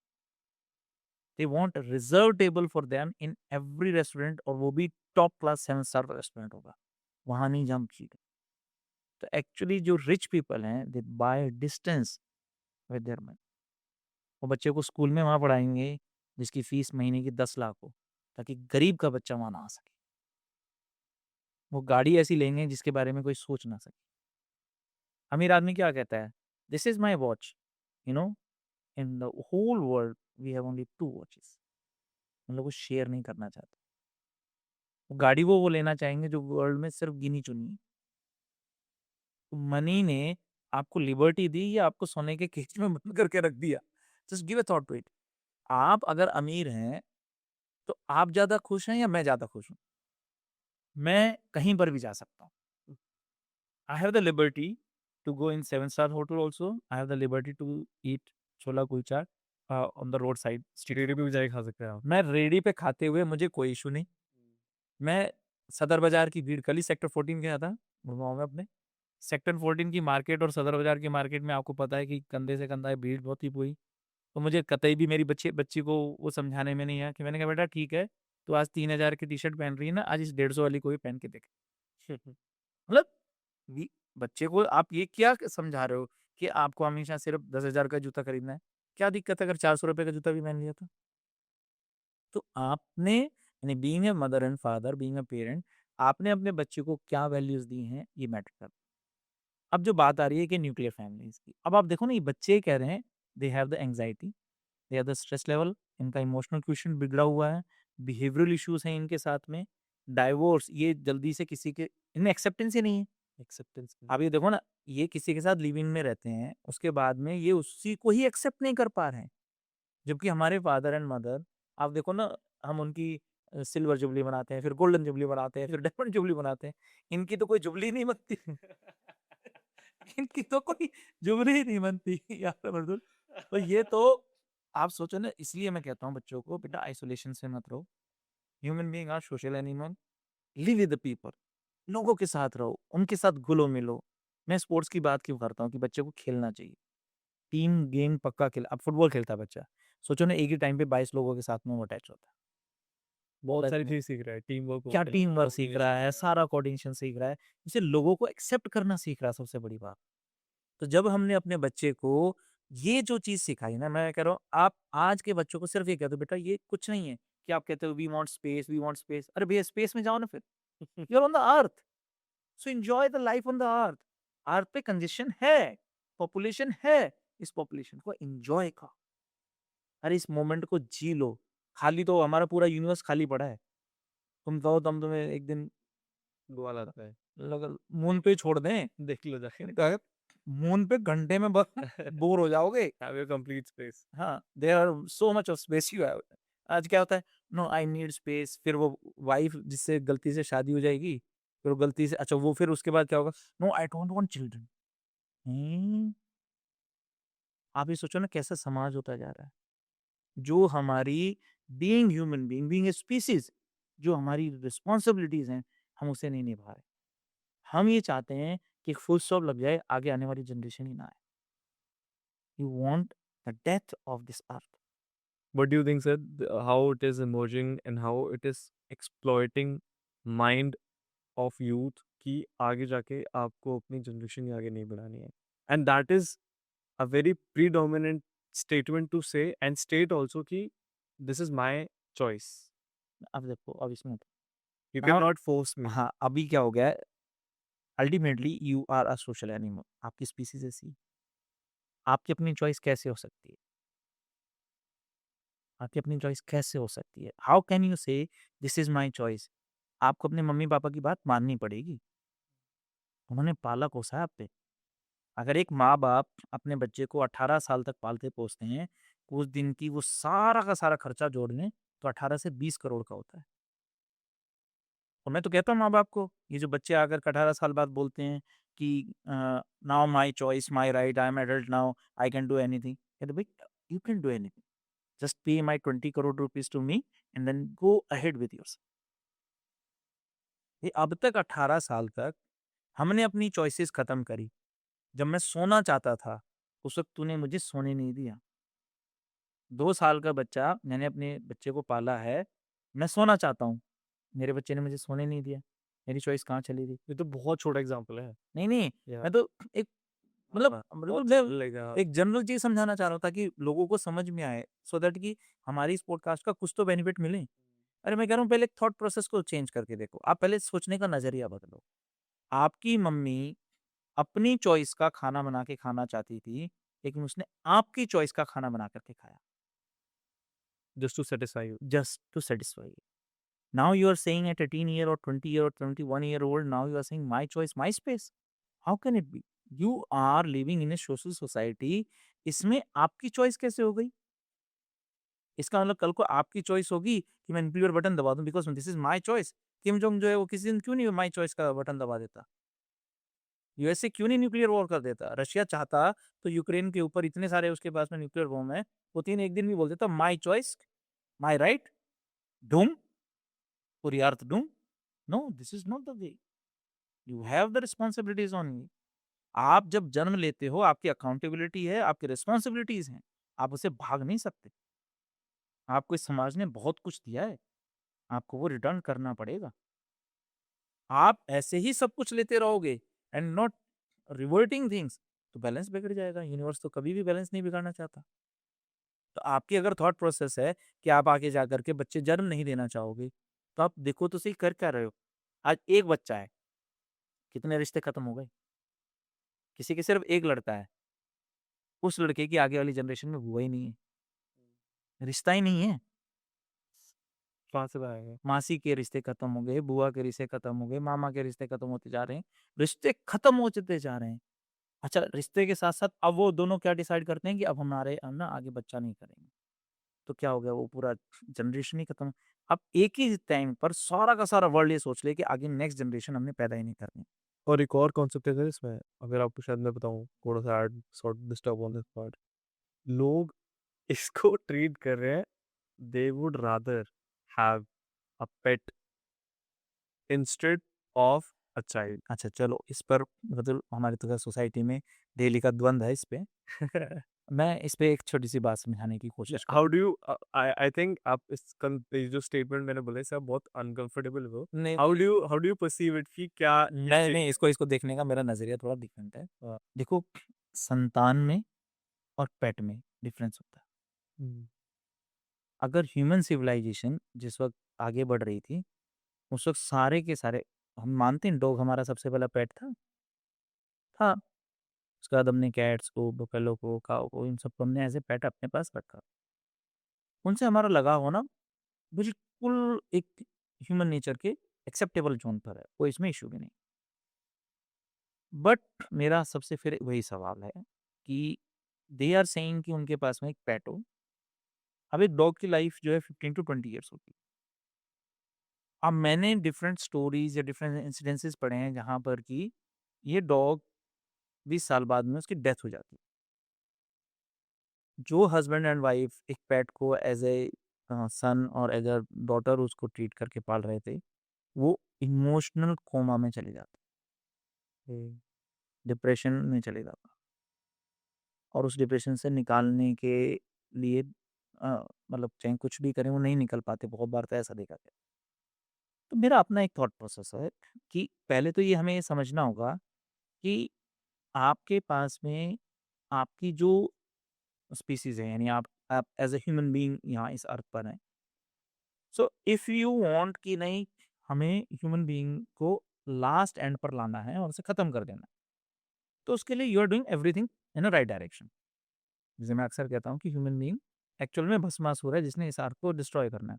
तो ये सब कुछ उसी एंगल पर यूनिवर्स हमसे करवा रहा है। तो यूनिवर्स कह रहा है नहीं नहीं, इनको ये बोलो कि तुम्हें आगे जाकर के संतान पैदा करनी नहीं है।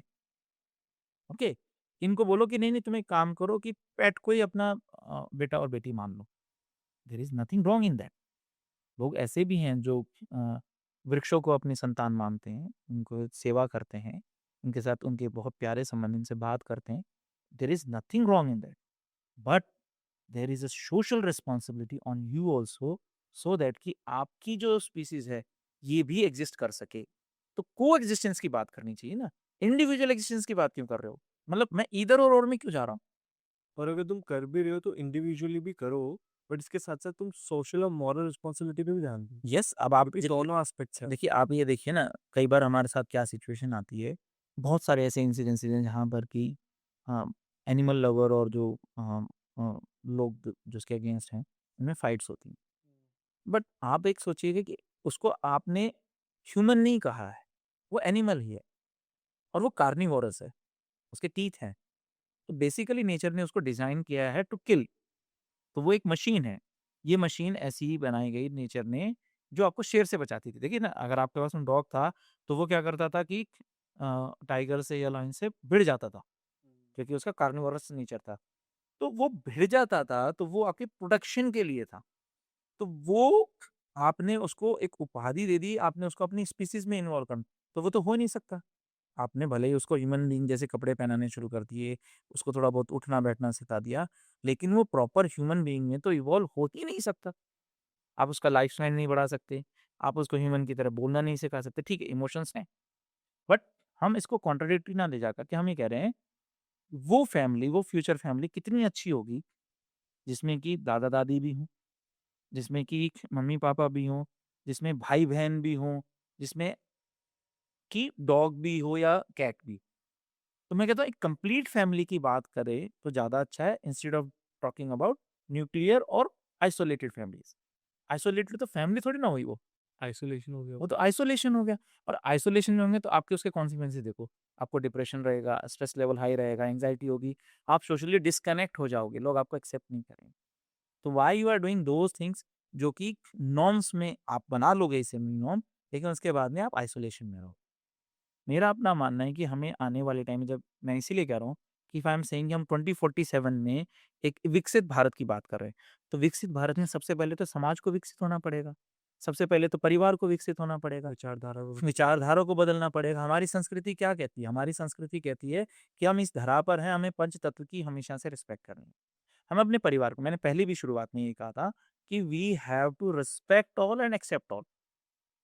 तो मैं ये कह रहा हूँ कि हमें अपने पेट्स को भी एक्सेप्ट करना है, उसको भी रिस्पेक्ट देनी है। साथ-साथ हमें हमारी जो खुद की रिस्पॉन्सिबिलिटीज़ और अकाउंटेबिलिटी है, उसको भी ध्यान में रखना है। ना माई चॉइस कहाँ होगी? माई चॉइस होगी कि मैं फूड कौन-सा खा सकता हूँ। Got it? मुझे वेज खाना है, नॉन-वेज खाना है, इट इज़ माई चॉइस।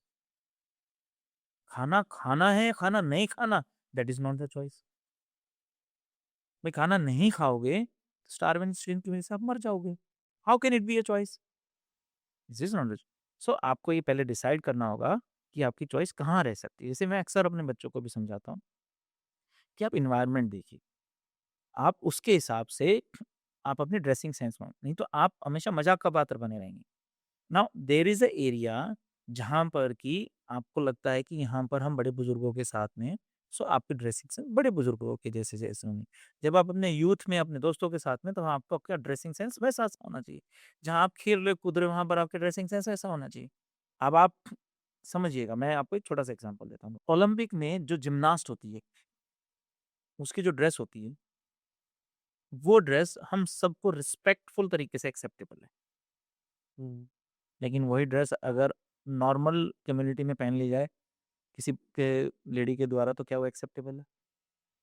उसकी अचीवमेंट की वजह से उसकी ड्रेस जो थी, वो ड्रेस मिनिमम प्रायोरिटी पर चली गई। तो मेरा क्या कहना है, उस बच्ची ने जिसने जिम्नास्ट में गोल्ड मेडल लिया, उसका काम इतना बड़ा था कि उसके लिए हर चीज रिस्पेक्टफुल हो गई। हम क्या चाह रहे हैं कि हमारी ड्रेस ऐसी हो जाए कि हमें रिस्पेक्ट मिल जाए। ड्रेस रिस्पेक्ट नहीं दिलाती। It is your way of working, It is your credibility, your accountability to the society, your responsibilities, and the way you act in your society gives you the respect. चिल्लाना, मारना, काटना, क्या ये respect दिला सकता है? हंगामा करना, if you are a sincere kind of student, if you are a youth who is sincerely thinking about your nation, read books, read facts. Improve the knowledge. Yes, आप कॉन्स्टिट्यूशन को पढ़ते नहीं हो and you are talking rubbish about the constitution. Read the constitution first, then come to the debate. Read laws. अब आपके पास में भारतीय न्याय संहिता है, बीएनएस है, अब बीएनएस पढ़िए. मैं ये बोल रहा हूँ जैसे आप अपने जीवन में जैसे बहुत से लोग आकर के कुछ भी मनुस्मृति के बारे में बोल जाते हैं, वेदों के बारे में बोल जाते हैं. मैंने बोलता हूँ एक बार के लिए पढ़ लो भाई, पढ़ तो लो, उसके बाद डिबेट करना ना. आपने 4 लोगों से बात सुनी और उसके बाद में आप उसके ऊपर आकर के कुछ भी उटपटांग बोल रहे हैं. जैसे कि अक्सर क्या होता जाता है कि 3000 सालों से 5000 सालों से इन्हें किसी को पढ़ने दिया नहीं दिया, किसी को ये सम्मान नहीं मिला, किसी को वो नहीं मिला. मैं ये कह रहा हूँ कि आप पहले ध्यान से समझो. आप ध्यान से समझो, आप अपने संस्कार, अपनी संस्कृति को समझो. यहाँ सबके लिए सम्मान था. हमारे यहाँ कभी भी कोई जात पात नहीं थी, अंग्रेजों ने बनाई. हमारे यहाँ वर्ण व्यवस्था थी. और मैं फिर से यही कहूँगा, अगर ऐसा कुछ था तो रामायण लिखने वाले गुरु वाल्मीकि जो थे, वो रामायण लिख रहे थे, वो पढ़े लिखे थे.